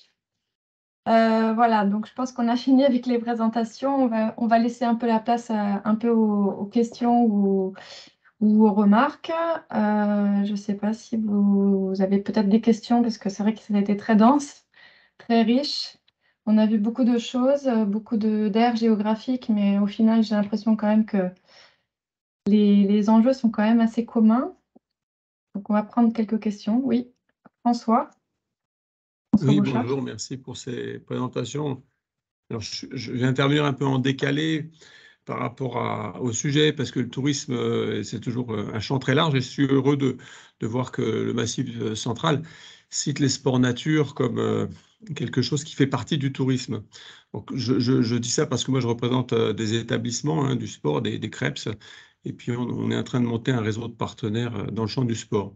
Aujourd'hui se pose, alors avec la Catalogne, les Baléares et puis d'autres partenaires du sud de l'Espagne, mais aujourd'hui se pose une forte question pour le sport, c'est la question de son impact. On le voit d'ailleurs avec le Qatar, mais on est loin de tout cela. Et on engage une réflexion transnationale sur comment mieux valoriser ou mieux inciter les groupes de sportifs à faire du local. C'est compliqué, à ne pas s'exporter systématiquement, soit en Afrique du Nord, soit plus loin dans les îles. On dispose de tout dans l'arc sud-ouest, enfin si je parle d'arc, Portugal, Espagne, Occitanie, et on a besoin d'étudier cela, de le challenger, de voir ce que font les nations du nord de l'Europe, puisqu'ils ont beaucoup avancé là-dessus et nous pas du tout. On en est à l'état zéro. Alors, ma principale inquiétude, c'est que cette réflexion, elle est sur un champ très spécifique du tourisme qui est lié au sport. Et je ne voudrais pas être complètement décalé. Donc, je voulais savoir s'il y avait moyen de s'intégrer, de votre point de vue, d'intégrer une réflexion transnationale là-dessus, parce qu'il y a de gros enjeux. Et honnêtement, le sport aujourd'hui, on est à l'état zéro de la réflexion, quoi. On a tout à gagner dans des échanges d'expériences, dans une réflexion là-dessus, dans du benchmarking. Mais je ne voudrais pas non plus donner l'impression que je ne suis pas du tout dans le champ touristique. Alors, au niveau européen, c'est passé. On a travaillé avec l'UE pendant plusieurs années. La DGEAC nous a confirmé que le côté sport, tourisme, c'était des choses qui se croisaient fortement, particulièrement sur les sports nature. Mais je ne voudrais pas non plus lancer quelque chose dans un projet qui ne paraît pas du tout ad hoc ou pas du tout calé. Voilà. Ma question qui s'adresse peut-être plus aux SGAR, je ne sais pas. Hein. Je pense que, bonjour monsieur, au regard des présentations qui ont été faites, notamment de nos collègues du Massif central, la question spécifique du sport, au final, elle n'est pas une question spécifique dans la mesure où elle intègre une réflexion, et vous le dites, la question en fait, c'est d'essayer de faire en sorte qu'on reste local. Et Bertrand tout à l'heure disait, aujourd'hui, la question du tourisme, on l'aborde plus comme. Enfin, je te laisserai compléter, Bertrand. Je ne veux pas travestir tes propos, mais et c'est aussi la philosophie dans laquelle on a travaillé avec nos collègues pour préparer ce programme-là, c'est de dire le tourisme, c'est du tourisme certes, mais ça participe en fait à l'amélioration du cadre de vie, à l'amélioration du développement économique des territoires. Ça participe en fait au maintien des populations sur les territoires, parce que ce cadre de vie est une condition en fait du maintien des populations et ça participe à l'attractivité des territoires. Donc j'aurais tendance à dire la question du sport, et ça a été évoqué au travers déjà des présentations préalables, n'est pas une question à côté des préoccupations qui sont les nôtres dans le cadre de ce programme-là. Spontanément, je répondrai très précisément à votre question. Je pense que vos préoccupations intègrent pleinement en fait la réflexion globale qu'on a au niveau des institutions de ce programme-là pour faire des différents volets qui constituent le tourisme, mais aussi l'environnement, mais aussi l'innovation sociale, des éléments en fait de développement territorial et des éléments d'attractivité. Donc, je pense qu'effectivement, ça n'est pas à côté, c'est dedans, mais que peut-être, effectivement, vu, on l'abordera un peu après, vu en fait le périmètre d'intervention du programme, vu les ressources qui lui sont allouées, etc., elles ont peut-être vocation, ces questions-là, à être intégrées dans une réflexion plus large sur le tourisme, la culture, et les activités sportives en tant qu'élément qu'élément de renforcement de l'attractivité des territoires, et notamment des territoires ruraux qui sont la cible privilégiée par ce programme-là. Je laisse les spécialistes, collègues Bertrand notamment ou Thomas, intervenir là-dessus, et puis bien sûr les autres participants à cette séquence qui pourraient réagir sur votre proposition. Mais en tout cas, je vous rassure sur le fait que vous n'êtes pas du tout à côté de notre sujet aujourd'hui. Merci pour votre retour. Non, mais tout à fait. Fabien, tu as tout dit. Non, mais nous, ça fait partie intégrante depuis pas mal de temps, puisque les pôles de nature, on les développe depuis 2014. Donc, le sport, les activités de nature font partie intégrante de l'activité touristique, et avec des enjeux qui peuvent être des sujets de coopération, hein, de fait à consolider un peu notre offre de nature. Il nous semble aujourd'hui qu'on a vraiment ressenti que les touristes, tant aussi les territoires, veulent, par le biais des sports et d'activités de nature, veulent en savoir un petit peu plus, veulent qu'on puisse leur faire connaître des éléments du territoire, de la culture, du patrimoine, et ça a été dit. Et effectivement, aujourd'hui, nous, on est sur des sports souvent dans le Massif central où on retrouve beaucoup, bien sûr, de randonnée, de vélo, hein, VTT, cyclotourisme, courses d'orientation, trail, mais il faut qu'on arrive à recharger, à compléter cette offre pour effectivement lui donner un petit peu plus de consistance avec le territoire et puis de sens. Et puis, ce que tu disais Fabien aussi sur l'attractivité, pour nous c'est un enjeu majeur. L'enjeu c'est offrir une qualité de vie, qu'on ait des territoires attractifs, non seulement effectivement qui puissent maintenir nos populations, mais qui puissent en attirer d'autres, parce qu'on a vraiment de grands besoins à ce niveau-là. Mais effectivement, tout ce qui est sport de nature aujourd'hui, ce sont des enjeux très importants, d'autant plus qu'on le voit très bien avec le vélo électrique. Maintenant, on peut proposer et on peut faire partager ces sports à des populations quand même dans un périmètre très très large. Donc pour nous, il y a vraiment des enjeux importants et aussi également avec en mariant le sport avec, ça rejoint ce que disait Marion sur tout ce qui est bien-être, remise en forme, mais aussi avec ce volet santé. Je pense que aujourd'hui, on ne s'est pas encore emparé de cette question où les médecins peuvent prescrire des séjours santé, et je pense qu'on a des séjours santé, des séjours de sport, et là, il y a des enjeux quand même tout à fait importants pour nos territoires. Donc je pense que oui, c'est un sujet, une problématique à travailler. Je pense effectivement il doit y avoir des innovations dans d'autres territoires de la zone sud-ouest sur lequel effectivement des collègues réfléchissent aussi. Je pense qu'il y a des enjeux importants et puis oui, effectivement, un sujet de coopération potentiel tout à fait intéressant. Je vous remercie, M. Cadal. Je crois qu'on a déjà travaillé ensemble quand j'étais à Vallon-Pont d'Arc au pôle ressources sport nature qui accompagnait les stations du massif. Merci beaucoup. Non, mais avec plaisir. Oui, c'est vrai, parce qu'on travaille beaucoup avec les collègues de Vallon-Pont d'Arc. Merci beaucoup. Oui, effectivement, je pense que c'est intéressant effectivement d'avoir différentes approches. Peut-être aussi, mais juste pour compléter là-dessus, c'est aussi comment est-ce qu'on peut faire bénéficier en fait un équipement structurant en fait pour l'ensemble du territoire, justement peut-être en faisant bénéficier à d'autres populations en fait que la population des sportifs à part entière qui est une population particulière en fait. Donc peut-être il y a cet enjeu-là aussi de peut-être mise en valeur et donc d'attractivité du territoire et de rayonnement en fait du territoire grâce aux équipements sportifs qui peuvent être bénéficiés à un plus grand nombre. Voilà, c'était une réflexion Non, complémentaire. pardon Emmanuela, mais ce qui est important, c'est qu'on est tous des sportifs potentiels, chacun à son rythme, chacun avec sa discipline, mais on peut tous faire du sport et je pense que c'est important aussi de faire du sport à tout âge aussi. Voilà. Non, mais tout à fait, mais c'est vrai que les crêpes, je pense qu'ils ont une activité un peu particulière en termes de sportifs de haut niveau, donc c'est pour ça que je dis ça.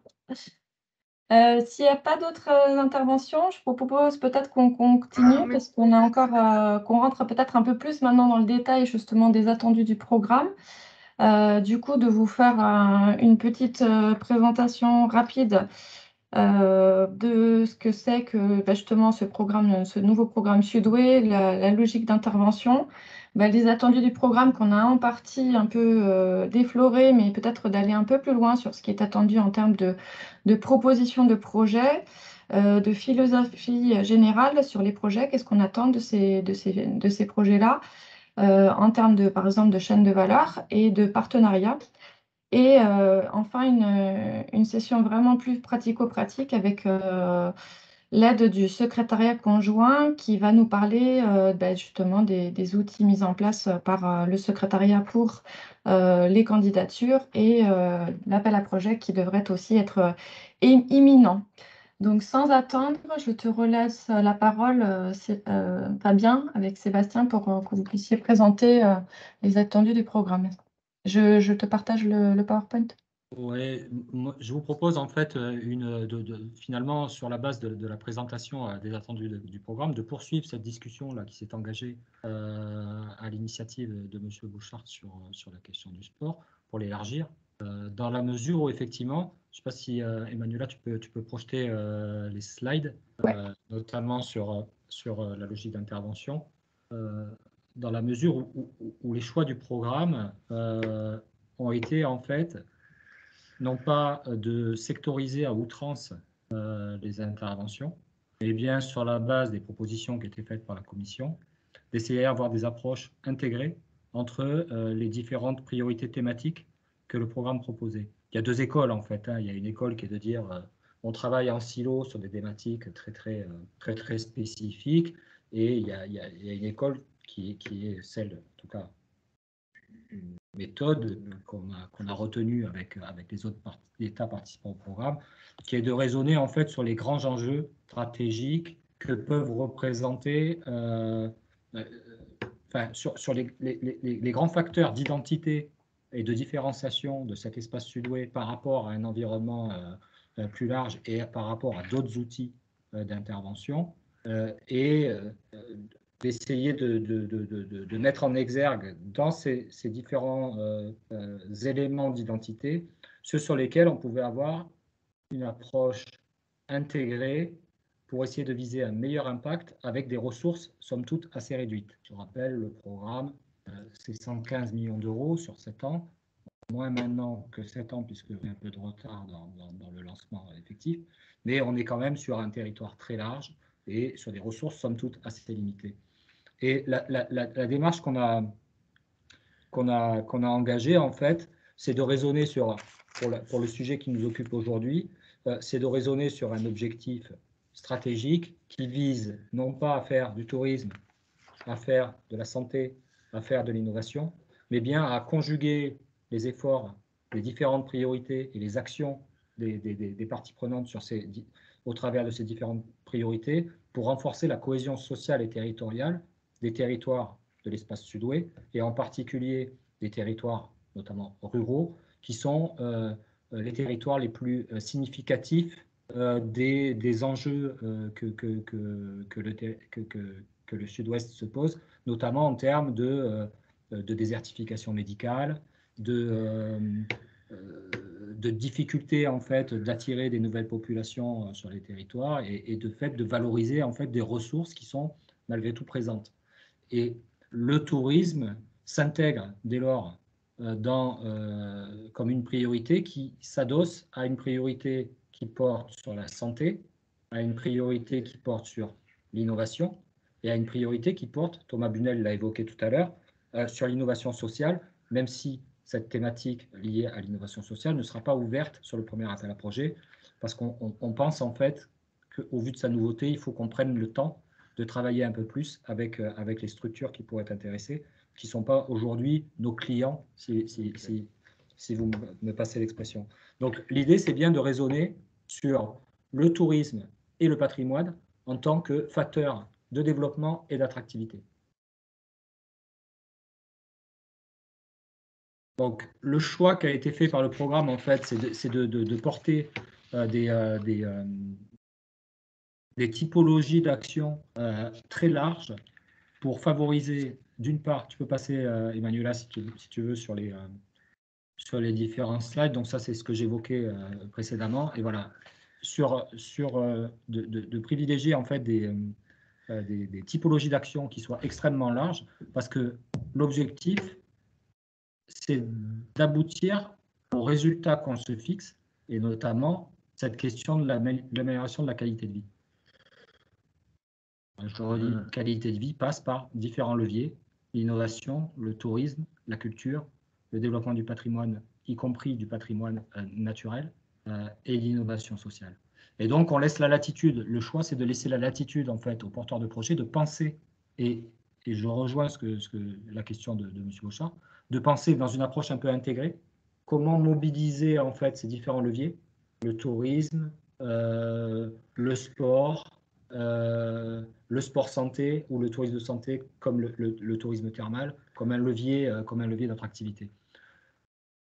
J'en reste là en termes de présentation des attendus parce que je souhaiterais pouvoir avoir déjà, à la lumière de ce qui a été dit ce matin et de ce qu'on vous présente de manière très succincte, un feedback en fait de votre part sur comment ça résonne en fait cette approche par rapport aux actions en fait que vous menez au quotidien dans vos structures et peut-être pour certains aux idées de projets qui sont aujourd'hui les vôtres.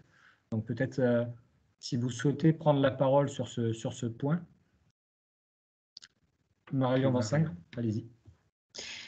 Oui, alors moi j'ai une question parce que c'est vrai que nous on travaille déjà sur des questions liées au tourisme, à la valorisation du patrimoine, on parle de tourisme de santé, tourisme thermal, etc. On porte déjà des réflexions à l'échelle européenne et des réflexions à l'échelle Massif Central. Et du coup, ma question c'est qu'est-ce qui ferait qu'on aurait un intérêt à aller développer ce type de réflexion sur la zone sud-ouest? Et en fait, j'ai eu une précédente expérience très très courte avec Sud-Ouest où on avait eu envie de déposer une première idée de projet et où très vite la question qui m'avait été posée c'est oui mais du coup cette idée de projet pourquoi est-ce qu'elle a un intérêt sur la zone Sud-Ouest plus que sur la zone alpine ou la zone Europe parce que finalement il va falloir dans votre dossier de candidature que vous soyez en mesure de démontrer que c'est sur cette zone-là que la coopération a un intérêt sur ce sujet-là. Est-ce qu'on est toujours dans l'idée de répondre à ce type de questions?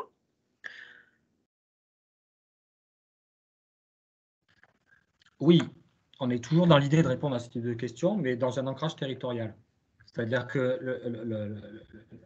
les seuls, enfin, si vous voulez, dans la définition des typologies d'action qu'on souhaite voir porter dans le cadre de cette priorité de manière plus générale, c'est le principe en fait d'identifier des bonnes pratiques, de les tester et de les mettre en œuvre. Et la question en fait de l'identification, elle se pose nécessairement dans une phase de diagnostic pour savoir si sur un sujet traité, il y a une cohérence en fait d'ensemble à travailler sur cet espace plutôt qu'un autre. Et ça, c'est au niveau du diagnostic. Ce qui suit en fait, c'est vraiment l'identification de problématiques partagées, mais surtout la capacité de le tester, et de le tester à une échelle territoriale concrète. Et on parlait tout à l'heure, on citait des exemples. En fait, pourquoi on a pris des exemples des territoires de montagne, en tout cas des politiques de montagne, c'est parce qu'elles sont significatives en fait de ce qu'on cherche à faire sur le territoire sud-ouest. C'est-à-dire qu'on cherche à privilégier en fait le développement des territoires ruraux. Et qui de plus significatif des problématiques de territoires ruraux au sens large que les zones de montagne, bien sûr, même si ce n'est pas exclusif. Mais on a par exemple sur les questions du tourisme des problématiques sur les territoires ruraux qui ne se posent pas sur les territoires ultra sollicités que sont par exemple les littoraux. Et donc en fait notre démarche, c'est d'identifier, c'est ce qu'on a pré-identifié si vous voulez, c'est-à-dire qu'on a considéré que parmi les marqueurs identitaires de cet espace-là, il y avait cette forte ruralité. Et ces espèces de nucléarisation un peu de faible envergure, c'est-à-dire avec des pôles métropolitains finalement de faible ampleur, majoritairement, mais par contre, qui sont au cœur en fait de grands déserts, si je puis me permettre cette expression qui est un peu facile. Et donc, en fait, ça, c'est un marqueur de l'identité du Sud-Ouest, qu'on ne retrouve pas dans l'arc alpin, qu'on ne retrouve pas dans le nord de l'Europe, à force, qui est au contraire, en fait, l'espace peut-être le plus urbanisé de toute l'Europe. Et donc, si vous voulez, à partir de ça, il y a une légitimité, il y a une pertinence, en fait, à aller travailler sur ces sujets dans cet espace. La preuve que cette pertinence est là, elle se traduira effectivement par les expériences en fait que vous serez en mesure de tester sur des territoires pilotes et les solutions qui pourront être prises en fait par dans le cadre des politiques publiques menées sur ces territoires-là. Donc oui, la pertinence, elle y est de fait, mais il faut effectivement, dans un dossier de candidature, la mettre en exergue. Je vois qu'il y a des... Merci. Oui, je me permets de revenir, je suis désolé, parce que privilégier le développement des territoires ruraux, l'axe est important, et éviter les désertifications. Et alors, dans le champ qui est le nôtre, la problématique, c'est de comment mieux faire venir ou comment mieux réaliser le lien entre les métropoles, dans lesquelles il y a énormément d'acteurs du champ sportif, touristico-sportif, pour aller vers le rural. Donc, c'est bien l'interaction métropole-rurale aussi qui peut être questionnée, expérimentée. Voilà, je voulais savoir si c'était aussi un axe qui était envisageable. Dans la continuité de ce que vous venez de dire, la question de la diffusion de l'urbain vers le rural, c'est un enjeu central de la prochaine programmation. Comment on diffuse à partir de pôles un petit peu de spécialisation, comment on peut diffuser sur des territoires, et notamment de l'urbain vers le rural. En fait, si vous voulez, quand on met en exergue les territoires ruraux, en fait, c'est en termes de zone d'impact. Mais bien entendu, en fait, pouvoir impacter ces territoires, ça implique en partie, parfois totalement, sur les questions d'innovation, presque totalement, ça implique de mobiliser en fait les centres de connaissances, les centres de décision qui sont majoritairement métropolitains. Donc en fait, on n'est pas dans une logique d'exclusion, mais bien de forcer un peu la complémentarité. Et comment, sur la question des flux, et je reviens sur la question touristique, sur la gestion des flux touristiques, comment on fait pour, à partir de sites qui concentrent une certaine surfréquentation, comment on fait pour diffuser sur l'ensemble du territoire? C'est des questions qui ne sont pas nouvelles. Hein. Oui, non, mais je voulais vérifier, c'est important, mais merci en tout cas. Non, mais c'est pour ça de le rappeler. Peut-être. Est-ce qu'il y a d'autres réactions? Oui, il y a une question dans le chat. Donc c'est Anne-Sophie qui demande: est-ce que des projets sur le territoire en tant que déterminant de la création de valeur dans la filière vin et spiritueux en lien avec les thématiques patrimoine et paysage et œnotourisme notamment sont des projets qui pourraient avoir leur place dans cet appel? Est-ce qu'on peut... Thomas soulignait tout à l'heure la question gastronomie, la gastronomie qui est particulièrement prégnante hein, dans le contexte du massif pyrénéen, surtout sur le volet pastoralisme, etc. J'aurais tendance à répondre de la même manière qu'on a répondu sur le sport, c'est-à-dire qu'en fait, on peut pas il n'y a pas de censure en fait thématique par rapport aux objets. Après, il faut voir en fait dans quelle mesure une spécialisation aurait plutôt tendance à être un facteur de bonification en fait de la proposition, si elle était ultra spécialisée, ou au contraire plutôt un facteur de faiblesse entre guillemets de la candidature. Et là on rentre un peu dans la mécanique du programme, puisque l'enjeu pour nous en fait avec des ressources limitées, c'est de porter, de privilégier des projets qui vont avoir un effet le plus structurant possible. Pour vous donner je crois que je l'ai dit tout à l'heure, il y a à peu près 10 millions d'euros sur la question du tourisme, ce qui est extrêmement faible. Et donc forcément, 10 millions d'euros, on va sélectionner, je passe sous le contrôle d'Isabelle Roger pour le SC, on va sélectionner en gros entre 8 et 10 projets. Donc 8 et 10 projets, ça veut dire que sur cet espace-là, il faudra que les projets soient très structurants. Est-ce qu'un projet intégrant la question de la gastronomie sera intéressant? Oui, c'est à vous de nous en faire la démonstration. Mais encore une fois, il n'y a pas d'exclusion thématique, pas plus sur le sport que sur la filière. Thomas, peut-être, comme tu as évoqué cette question de la gastronomie, tu peux peut-être réagir si tu as une idée. Oui, alors, excusez-moi parce que je jongle entre deux visios, alors je n'ai peut-être pas forcément tout entendu sur le début de l'échange. Sur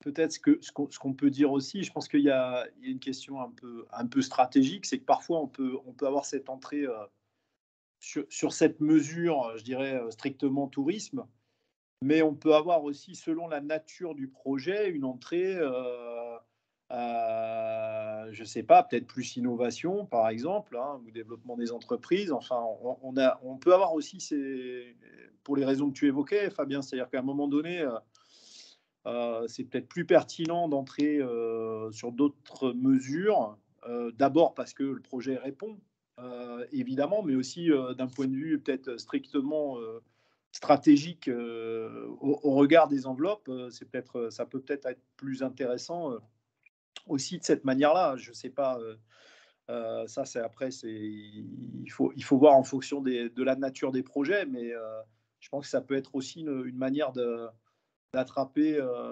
ou sur un angle peut-être aussi, je ne sais pas moi, parce que nous c'est un sujet par exemple qui est au cœur de nos réflexions sur l'adaptation au changement climatique.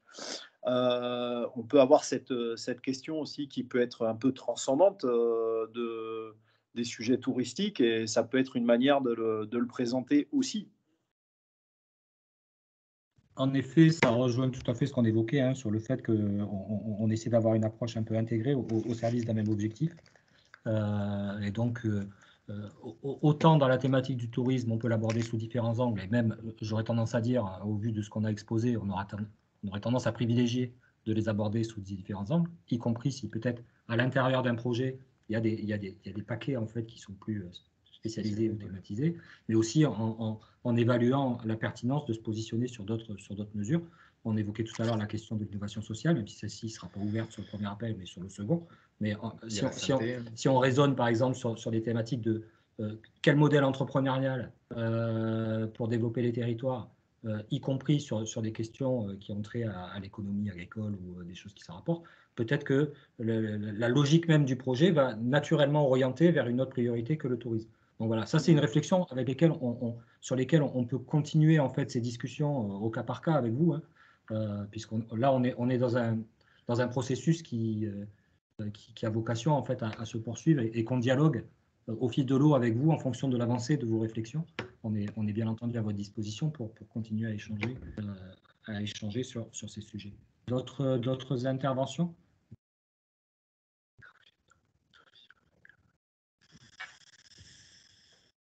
Alors, oui, il y a une main qui est levée, c'est Michel Campagnot. Oui, bonjour, Michel Campagnot, je suis de la Chambre d'agriculture de la Dordogne, donc une zone très rurale par excellence et aussi très touristique, notamment dans le cas du tourisme intérieur. Et je voulais vous faire part un peu de ce que l'on ressent, nous en Dordogne, en termes de tourisme, c'est que, alors je ne sais pas si c'est partagé, c'est plus une question pour voir si on est dans le vrai, parce qu'on n'a pas fait d'analyse précise par rapport à ça, mais nous avons l'impression que le touriste, d'une manière générale, il veut vivre des choses et non plus, comment dire, ne faire que les voir, à savoir qu'il veut vivre des moments vraiment pratico-pratiques au sein de nos fermes, par exemple, ou des fermes agricoles en Dordogne, hein. Et on s'aperçoit que les fermes qui ont cette expérience-là, il y en a peu, très peu à l'heure actuelle, ont un très bon attrait par rapport à l'extérieur, c'est-à-dire des personnes qui viennent s'immerger dans la ferme, tout simplement pour vivre des moments pratiques au niveau de ce qu'ils peuvent faire au niveau de la ferme, tant d'un point de vue gastronomique, évidemment, chez nous, parce que c'est aussi un des fleurons de la Dordogne et du Périgord, évidemment, avec les produits qu'on peut offrir. Donc, de refaire le lien entre ce qu'ils mangent et comment c'est produit, d'une manière générale. Et en fait, on s'aperçoit aussi on a beaucoup travaillé jusqu'à présent sur l'accueil, en fait, beaucoup travaillé sur l'accueil. L'accueil sur les sites touristiques, l'accueil à la ferme, etc., etc. On avait assez peu travaillé jusqu'à alors sur des circuits ou des parcours en fait, de découverte de la nature, justement, ça a été dit, l'environnement, mais pas que sur différents métiers, différentes choses qu'on peut découvrir au fur et à mesure où on se balade dans la nature. Et on a eu l'ambition justement de travailler sur ce sujet-là. Je voulais savoir si c'était. Alors évidemment, ça s'ouvre aussi au milieu rural d'une manière générale parce que entre la ferme et l'épicier qui revend le produit ou voire même comment dire, la petite église très sympa qu'il y a à visiter dans une petite commune complètement paumée où on n'irait pas si on n'était pas dans un circuit, ça nous paraît aussi être intéressant et des choses que les touristes recherchent de manière générale. Voilà, je voulais savoir si ce type d'expérience était ou pas intéressante. Oui, bien entendu, les questions de valorisation des ressources locales et de tourisme rural de manière générale, c'est des sujets sur lesquels il y a des expériences sur l'ensemble des pays qui composent cet espace. Donc, il me semble que c'est une problématique qui peut tout à fait être intégrée dans cette logique générale. Je vois Bertrand qui hoche la tête, mais bien entendu, ça nous paraît une thématique intéressante pour mener des projets dans la philosophie de poursuivre l'objectif qu'on se fixe collectivement. Je vois une question en ligne de M. Yazio qui porte sur, je la lis, hein, l'innovation sur l'offre durable du tourisme. Dans le cadre de cette mesure du Sud-Ouest, peut-il l'innovation sur l'offre durable du tourisme inclure aussi des mesures d'adaptation et changement et de la sobriété énergétique? Bien entendu. Vous aurez noté que dans tourisme, il y a tourisme durable. Alors après, il y a des lignes de partage dans la mesure où en fait les questions d'adaptation au changement climatique et de préservation du capital naturel sont intégrées dans un objectif stratégique différent qui d'ailleurs mobilise pour l'essentiel, en tout cas la plus grosse enveloppe du programme, c'est la priorité clé, la priorité 1. Il y a une question de ligne de partage à examiner. à savoir est-ce que en fait les démarches que vous visez sont plus orientées vers l'adaptation des activités au sens large et pas forcément avec une focale touristique? Est-ce qu'elles sont plus liées en fait à la préservation de la biodiversité ou sont vraiment une focale purement tourisme? Et dans ce cas-là, effectivement, le positionnement sur les mesures, la question se posera. Mais là, j'aurais tendance à dire on est plutôt dans la mécanique interne du programme que dans les attendus des projets. Mais en tout cas, oui, bien entendu que ça les intègre. Isabelle, tu souhaites intervenir?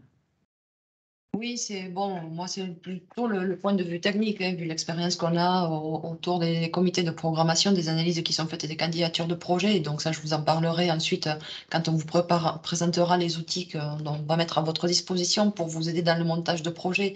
Réfléchissez bien surtout à la logique d'intervention. Prenez bien connaissance des documents de travail, c'est-à-dire le programme de coopération, et délimitez bien votre candidature de projet, parce que si effectivement vous êtes sur des thématiques qui peuvent émerger sur différents objectifs spécifiques, vous avez vu 10 millions d'euros, la sélectivité va être très élevée. Il va y avoir énormément de demandes. Hier, pour votre information, on a fait un premier webinaire pour les Espagnols, on avait 400 participants. Donc, il y a un fort intérêt du programme. Donc, voilà. Donc, là aussi, l'autorité nationale est à vos côtés pour vous aider à mieux identifier dans quel objectif spécifique vous pourriez présenter votre projet. Mais réfléchissez bien vraiment à avoir une spécificité bien déterminée, parce que les lignes de partage sont claires et ce serait dommage de travailler sur une idée de projet qui serait rejetée dès la première phase dans la mesure où vous n'êtes pas bien positionné. Donc, réfléchissez bien à ça, lisez bien le programme pour voir vraiment si votre projet rentre bien dans l'objectif spécifique 4.6 ou dans le 2.4 ou le 2.7 à voir. Merci Isabelle. Oui, bien entendu, ça rejoint ce qu'on disait. En fait, là, on est dans une démarche qui démarre. Vous êtes sur vos approches et vous légissez déjà vos projets. Nous, on est là en fait pour vous accompagner, y compris en fait sur ces questions de positionnement, et puis aussi sur le fond des projets, avec l'ensemble des partenaires, des correspondants régionaux mobilisés à nos côtés pour vous aider à orienter le projet dans la direction qui lui permettra d'avoir le plus de chances dans un processus sélectif. Je vois, il y a 2 mains levées. Peut-être qu'on va prendre une dernière question et après on va prendre quelques-unes encore. Ouais. Marion Van Zengle déjà? Marion Van Zengle. Je pense qu'ils n'ont pas baissé leurs mains. D'accord. Marion Liorac alors. Oui, bonjour. Je ne sais pas si vous m'entendez. Très bien. Si, pardon. OK. Marion Liorac, donc chargée de mission au Pays de Béarn. Nous sommes actuellement chef de file sur un projet qui s'intitule Lives, sur la mise en valeur du patrimoine culturel immatériel. Donc, nous sommes un partenariat de 9 partenaires, du coup. La question posée, donc juste pour finir aussi, le projet se terminera le 30 avril 2023. Donc, on avait répondu au dernier appel à projet. On est là en pleine phase opérationnelle, évaluation, transfert de résultats, etc. Avec l'envie, plus que ça aussi, de poursuivre en fait le travail commun partagé à cette échelle-là, avec ce partenariat. Et enfin, on va dire la quasi-totalité de ce partenariat serait prêt à repartir en ciblant, en resserrant en fait le sujet et en l'orientant bien entendu sur la question du tourisme durable. Autre point aussi, en apportant une dimension plus intégrée dans la coopération, en ayant plus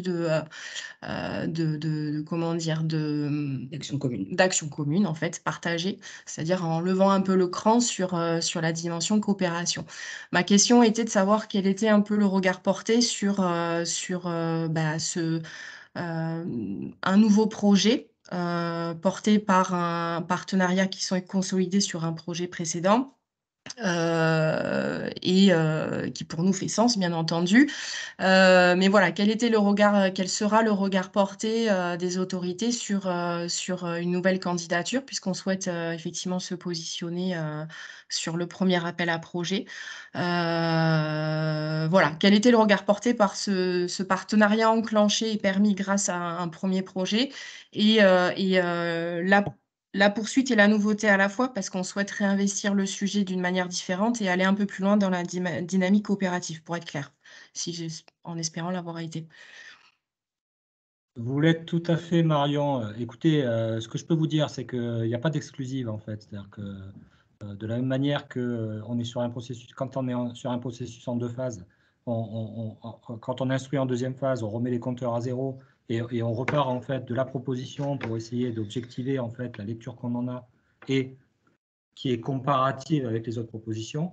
On ne se fixe pas en fait de pré-contraintes sur le fait que des partenariats ont déjà proposé un projet.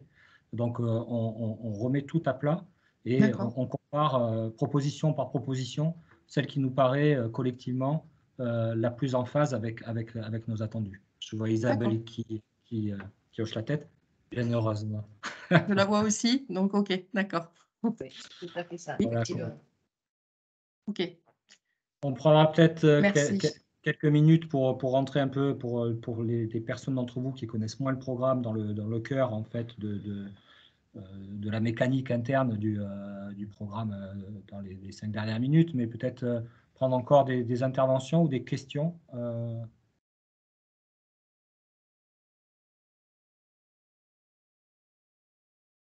Je ne vois pas de main levée.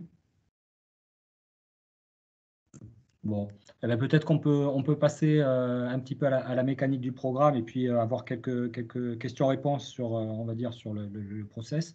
Alors, vous indiquez quand même, et je parle sous le contrôle d'Isabelle qui présentera peut-être un peu plus les composantes, que le texte de l'appel à projet sera diffusé dans les meilleurs délais avant la tenue du séminaire, qu'un certain nombre en fait de conditions d'éligibilité ou en tout cas de critères aujourd'hui ne sont pas encore fixés. On a des grandes lignes, mais il y a encore des éléments d'arbitrage réglementaire. Je ne rentre pas dans les détails, mais on peut vous dire quand même d'ores et déjà en fait quelles sont les grandes typologies en fait selon lesquelles on va travailler. Rappelez donc que c'est un appel à projet en 2 phases, avec une première phase en fait qui a vocation à limiter au plus possible le travail administratif de dépôt de candidature en le focalisant plutôt sur les aspects stratégiques. Donc on est sur un formulaire en fait qui privilégie l'argumentation stratégique sur le projet et les éléments d'analyse diagnostique et de résultats proposés, sans entrer fondamentalement dans la mise en œuvre. Ça, on le laisse pour la seconde phase. Donc, vraiment travailler en fait sur le diagnostic de la situation, la conformité en fait de votre approche avec les orientations stratégiques des États participants au programme, et puis une évaluation en fait des solutions déjà que vous proposez pour traiter ces problématiques-là. Sur des projets de 3 ans, on examine en fait la possibilité pour un nombre de projets restreint à l'issue de cette période de 36 mois, de pouvoir, une fois évaluer les résultats du projet, allouer en fait une année supplémentaire de mise en œuvre dans le cadre, encore une fois, d'un processus compétitif pour renforcer en fait la diffusion et la mise en œuvre des solutions éprouvées. Vous dire que sur les aspects plus techniques, sur la première phase, en fait, on attend un budget par bénéficiaire et rien de plus, mais qu'en revanche, on vous invite, quand vous aurez à formaliser cette proposition, d'avoir déjà réfléchi quand même à la structure de ce budget pour que les valeurs que vous mettez de manière globale elles soient relativement cohérentes avec le résultat final si vous êtes retenu à l'issue de la première phase, qu'on a des seuils de participation par bénéficiaire qui sont fixés à 100 000 € de dépenses totales par bénéficiaire et 20 000 € en fait pour les entreprises. Ça, c'est pour les priorités les priorités qui seront ouvertes sur le premier appel à projet. Sur le deuxième appel à projet, il y aura des évolutions, en particulier sur les questions de l'innovation sociale, qu'un certain nombre de limites sont fixées en fait dans la structure de votre budget, et notamment la part des ressources humaines ne doit pas dépasser 50% du total de votre proposition, ce qui permet en fait de s'assurer qu'au-delà en fait du financement des structures, on est bien en fait sur une logique projet et non pas sur une logique structure. Des facilitations quand même nouvelles qui ne sont pas neutres, notamment au regard de l'intervention tout à l'heure de Monsieur Jalabert.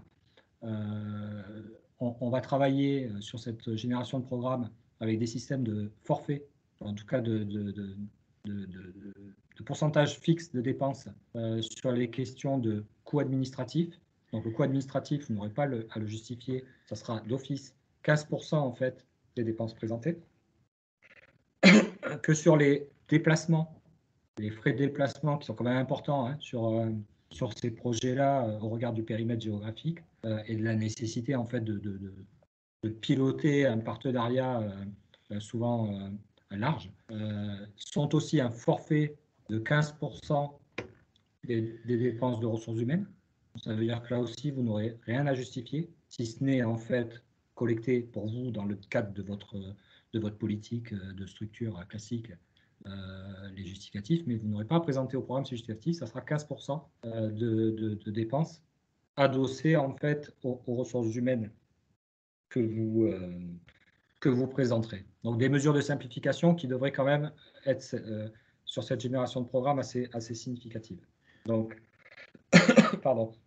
Sur la question en fait des prolongements de projets, je l'ai évoqué. On travaille en parallèle, mais on le présentera ultérieurement parce que c'est un petit peu spécifique sur la mise en place de démarches de capitalisation et de diffusion un peu structurées sur un certain nombre de thématiques clés, hein, notamment le changement climatique, mais pas seulement. Et donc ça, c'est des présentations qu'on vous fera de manière un peu structurée au fur et à mesure du déroulement du projet, puisque c'est une priorité qui n'est pas ouverte non plus sur le premier appel. Donc sur le premier appel, on va nonobstant ce qu'on a dit durant les heures précédentes, vraiment travailler sur les axes thématiques les plus éprouvés, on va dire, sur les deux orientations stratégiques qu'on a citées.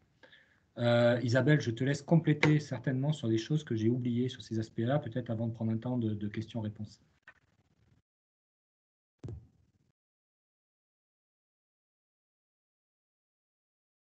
Partager mon écran, parce que normalement, vous devrez voir mon écran, donc je ne vais pas rappeler ce que Fabien vient de vous présenter, à savoir que donc, premier appel à projet sur les projets classiques avec 36 mois d'exécution, partenariat représentant la chaîne de valeur avec des seuils budgétaires, limites financières. Donc là aussi, la grande majorité des participants d'aujourd'hui, vous avez participé dans des projets Sud-Ouest 14-20, donc vous connaissez les normes et en fait ces normes perdurent dans la prochaine période de programmation.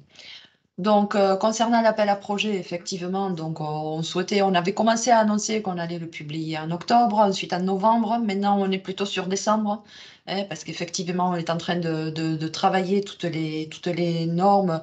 Donc, en fait, pourquoi? Parce que lorsque l'appel à projet sera diffusé, vous aurez à la fois le texte officiel, le kit de candidature, c'est-à-dire le formulaire pour première phase et deuxième phase, et également le guide Sud-Ouest, votre futur livre de chevet, dans lequel vous aurez toutes les informations concernant le montage et l'exécution du projet, parce qu'effectivement, même quand on monte simplement un projet, il faut savoir ensuite comment il va devoir être géré, et c'est pour ça que nous sommes en train de travailler toutes les procédures que vous devrez suivre si votre projet est approuvé. Donc, vous savez qu'au Sud-Ouest, on travaille dans les 3 langues, contrairement à d'autres programmes où on ne travaille peut-être qu'en anglais. Donc, nous, on travaille en espagnol, français, portugais, ce qui veut dire également aussi que vos candidatures devront être présentées dans ces 3 langues-là. Et donc, entre la préparation, la rédaction et les traductions, ça prend un peu plus de temps que ce qu'on avait initialement prévu. Donc, premier appel à projet, je vous dis, on espère que franchement qu'il sera publié bientôt. Et ensuite, donc, si vous n'êtes pas prêt pour ce premier appel à projet, comme cela a été dit aussi, nous avons prévu 2 autres grands appels à projet en plus du premier, donc un en octobre 2023 et le dernier appel à projet en octobre 2024. Donc voilà, c'est un calendrier prévisionnel qui est susceptible d'être modifié, même si le premier appel à projet va être adapté en fonction du degré d'avancement des travaux. Les second et troisième, je pense, vont être réalisés selon le calendrier affiché. Voilà. Donc, premier appel à projet, tous les objectifs spécifiques seront ouverts à l'exception du 4.1, sur celui sur l'innovation sociale. Et ensuite, second et troisième appel à projet, les objectifs spécifiques, notamment le 4.6, seront également ouverts. Voilà. Ensuite, moi, je vais vous présenter rapidement les outils à votre disposition parce que vous êtes à la phase de montage de projet. Donc, peut-être vous avez déjà votre partenariat constitué ou peut-être pas. Donc, moi, je vous invite à voir les outils qu'on met à votre disposition. Sur le site internet, on a COP Sudoé, c'est-à-dire c'est un outil, c'est une plateforme qui permet de mettre en relation des porteurs de projets ou des personnes qui sont intéressées à participer à un projet, mais qui proposent leur expertise pour être impliquées dans un partenariat. Donc, vous avez sur le site internet ces outils-là. Il vous faut simplement remplir un formulaire très rapide où vous expliquez un peu soit l'idée de votre projet, soit votre champ d'expertise. Et ensuite, ces fiches sont publiées sur le site internet. Donc, il y en a déjà 30-35, il me semble, disponibles à ce jour. Donc, vous avez surtout des partenaires espagnols et portugais et français également. Donc, sachez que les Français, si vous publiez, vous allez être très sollicités parce que les Espagnols et Portugais cherchent beaucoup de partenaires français. Donc, ça vaut peut-être le coup de faire une brève présentation de votre entité et d'être sollicité ensuite par les différents partenaires qui pourraient vous contacter.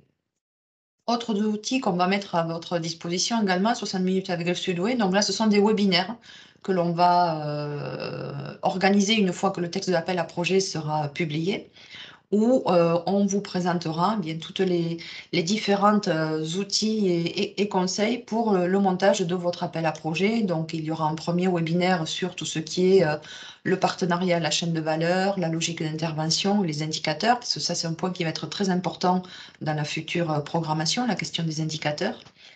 On parlera également de la construction du plan de travail, du contenu des activités obligatoires, même si ceci est demandé en deuxième phase, mais il faut déjà que vous y songiez dans la préparation de la première phase. Ensuite, il y aura bien évidemment le webinaire inévitable sur les questions budgétaires, les dépenses éligibles et normes financières. Et également aussi, donc vous avez connu Issudoé 14-20, on est en train de développer Issudoé 21-27. Donc également, sachez que la présentation des candidatures devra exclusivement être faite à travers de l'application informatique Sudoué. Et j'attire votre attention aussi pour les bénéficiaires français. Donc, nous, on est en train d'essayer de dématérialiser complètement toutes les démarches de présentation de la documentation pour essayer de gagner du temps aussi. Donc, on va très certainement proposer à ce que toutes les entités participantes puissent disposer d'une signature électronique et pouvoir signer les documents de façon électronique via l'application informatique. Donc, on sait que cette pratique-là, malheureusement, est moins développée en France que ce qu'elle n'est en Espagne et au Portugal. Donc, commencez aussi à envisager ces questions-là pour vos entités, étant donné que il y a des solutions qui existent et sachez que voilà, si vous êtes dans des partenariats, vos partenaires espagnols et portugais pourront présenter les documents très rapidement et ce serait dommage que les Français vous ne saisissiez pas aussi cette possibilité-là pour accélérer les procédures. Autre point aussi, autre outil qu'on va mettre à votre disposition, c'est les cafés virtuels. Donc là également, c'est un rendez-vous en one-to-one avec un ou une responsable du secrétariat conjoint. Donc les responsables de projet participent également à ce webinaire. Vous les avez vus en début de session. C'est donc Alexandre, Alexandra et Christophe. Donc là également, vous aurez disponible en ligne un formulaire dans lequel vous présenterez votre idée de projet.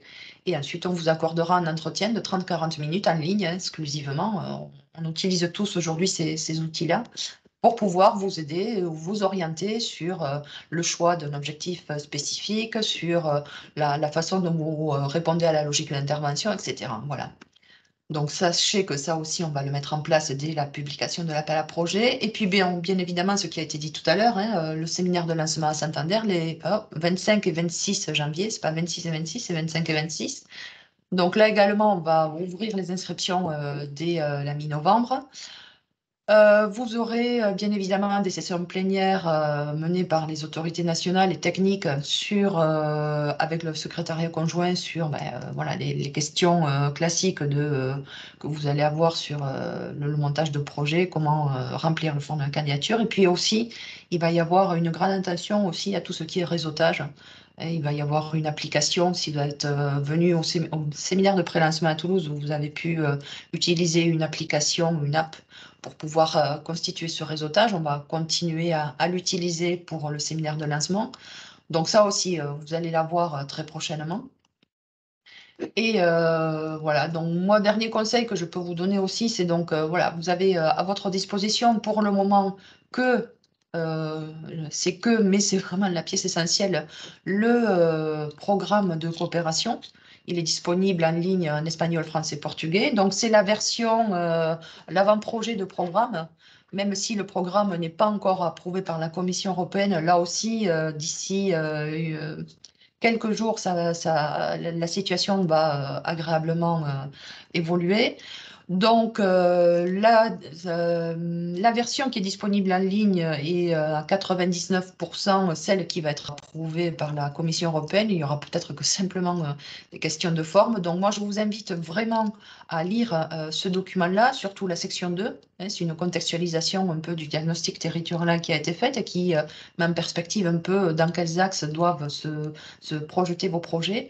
Et ensuite, surtout, les fiches de présentation des objectifs spécifiques sont très claires. Franchement, c'est facile à lire. Et puis, vous avez surtout là la description de la chaîne de valeur, des acteurs que l'on entend dans chaque objectif stratégique. Donc, moi, je vous invite vraiment à prendre connaissance de ces outils-là, de ce document-là, pour bien réfléchir à présenter votre candidature de projet. Et ensuite, bon, comme je vous le disais, le kit de candidature n'est pas encore disponible, mais il est à 90% similaire à celui qu'on a utilisé dans le 14-20, à savoir la proposition de projet et ensuite le formulaire de candidature. Donc, bien évidemment, il y a des modifications à la marge, des évolutions qui sont faites aussi dans le sens de la simplification, parce que vous verrez aussi, on travaille vraiment dans un souci de simplification des démarches pour que, à la fois vous et nous aussi, puissions traiter les candidatures de projet au plus vite. Donc, voilà tout ce que j'avais à vous dire pour le moment. Donc, si vous souhaitez être informé de tout ce, bon, là, si vous avez été informé des webinaires, c'est parce que vous avez reçu les newsletters ou les campagnes de mails que l'on a faites, vous êtes dans notre base de données. Donc, sachez que dès que l'appel à projet sera diffusé, vous recevrez une newsletter. Les informations seront publiées sur les réseaux sociaux. Donc, tant que vous ne voyez rien, ne vous faites pas de soucis, c'est que ce n'est pas encore publié, qu'on est encore en train d'y travailler dessus. Ce n'est pas la peine de nous appeler à nous ou l'autorité nationale française, parce que malheureusement, tant que les documents ne sont pas officiels, on ne pourra pas vous les communiquer. Donc, voilà, soyez patient quelques jours de plus. Profitez de ce temps vraiment là pour bien vous imprégner de la philosophie du nouveau programme 21-27 et ensuite vous serez vraiment dans les starting blocks pour pouvoir commencer à rédiger votre idée de projet. Voilà tout. Merci Isabelle pour tes compléments très utiles. Oui, juste indiquer qu'effectivement, parmi les attendus, on a privilégié en fait un programme qui soit le plus simple possible, le plus compréhensible possible et qui soit le plus ouvert possible pour vous permettre en fait de porter en fait vos innovations dans les différents domaines qui sont couverts. Un point d'attention, bien entendu, sur la constitution des partenariats, mais là encore, le secrétariat conjoint et l'autorité nationale et les correspondants régionaux sont à votre disposition pour échanger avec vous pour préciser ces attentes qui sont déjà explicitées dans le programme, mais qui suscitent légitimement des questions, et sur les objectifs de réalisation qui seront mesurés par les indicateurs. Et je l'ai abordé tout à l'heure, notamment sur la question en fait des actions pilotes qui doivent être menées sur les territoires et sur la notion en fait d'élaboration conjointe de méthodes et de stratégies qui est vraiment au cœur en fait des résultats attendus de la part des projets. Dans le bouquet en fait de propositions pour vous accompagner, vous avez vraiment beaucoup de canaux, beaucoup d'outils à votre disposition. Isabelle les a présentés pour la partie transnationale. Pour la partie nationale, on est à votre disposition, autorité nationale, Conseil régional Occitanie, l'ensemble des partenaires nationaux que j'ai présentés en introduction. Donc, n'hésitez pas à taper à la porte et on se mettra à votre disposition pour continuer à avancer avec vous dans vos réflexions. Avant de conclure, je remercie une fois encore, je vous remercie pour votre participation active à ce séminaire. Remercier tous les collègues qui sont intervenus, experts et parties prenantes du pilotage et de la gestion de ce programme. Vous dire qu'on diffusera bien entendu les PowerPoint communiqués lors de ce séminaire, que l'enregistrement sera également en ligne si vous souhaitez le diffuser ou le revoir si vous avez nécessité de le faire. On vous transmettra aussi une petite enquête de satisfaction pour nous aider en fait à mieux paramétrer ce type de réunion virtuelle. Et plus globalement, dans la mesure où au fil de l'eau, durant la durée de programmation, nous mettons en œuvre au niveau national un certain nombre d'actions, d'accompagnement et d'appui aux porteurs de projets. Nous allons diffuser, je pense, dans le courant de la semaine prochaine, une enquête à destination de tous les bénéficiaires et bénéficiaires potentiels français, c'est-à-dire toutes les personnes qui sont intéressées par ce programme-là, pour essayer de nous aider à améliorer la qualité et la structure de notre offre. Et donc, on vous invite à participer à cette enquête, bien entendu, pour nous aider à mieux vous aider.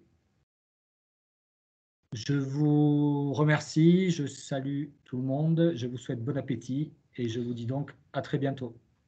Au revoir. Merci. Merci, au revoir. Au revoir.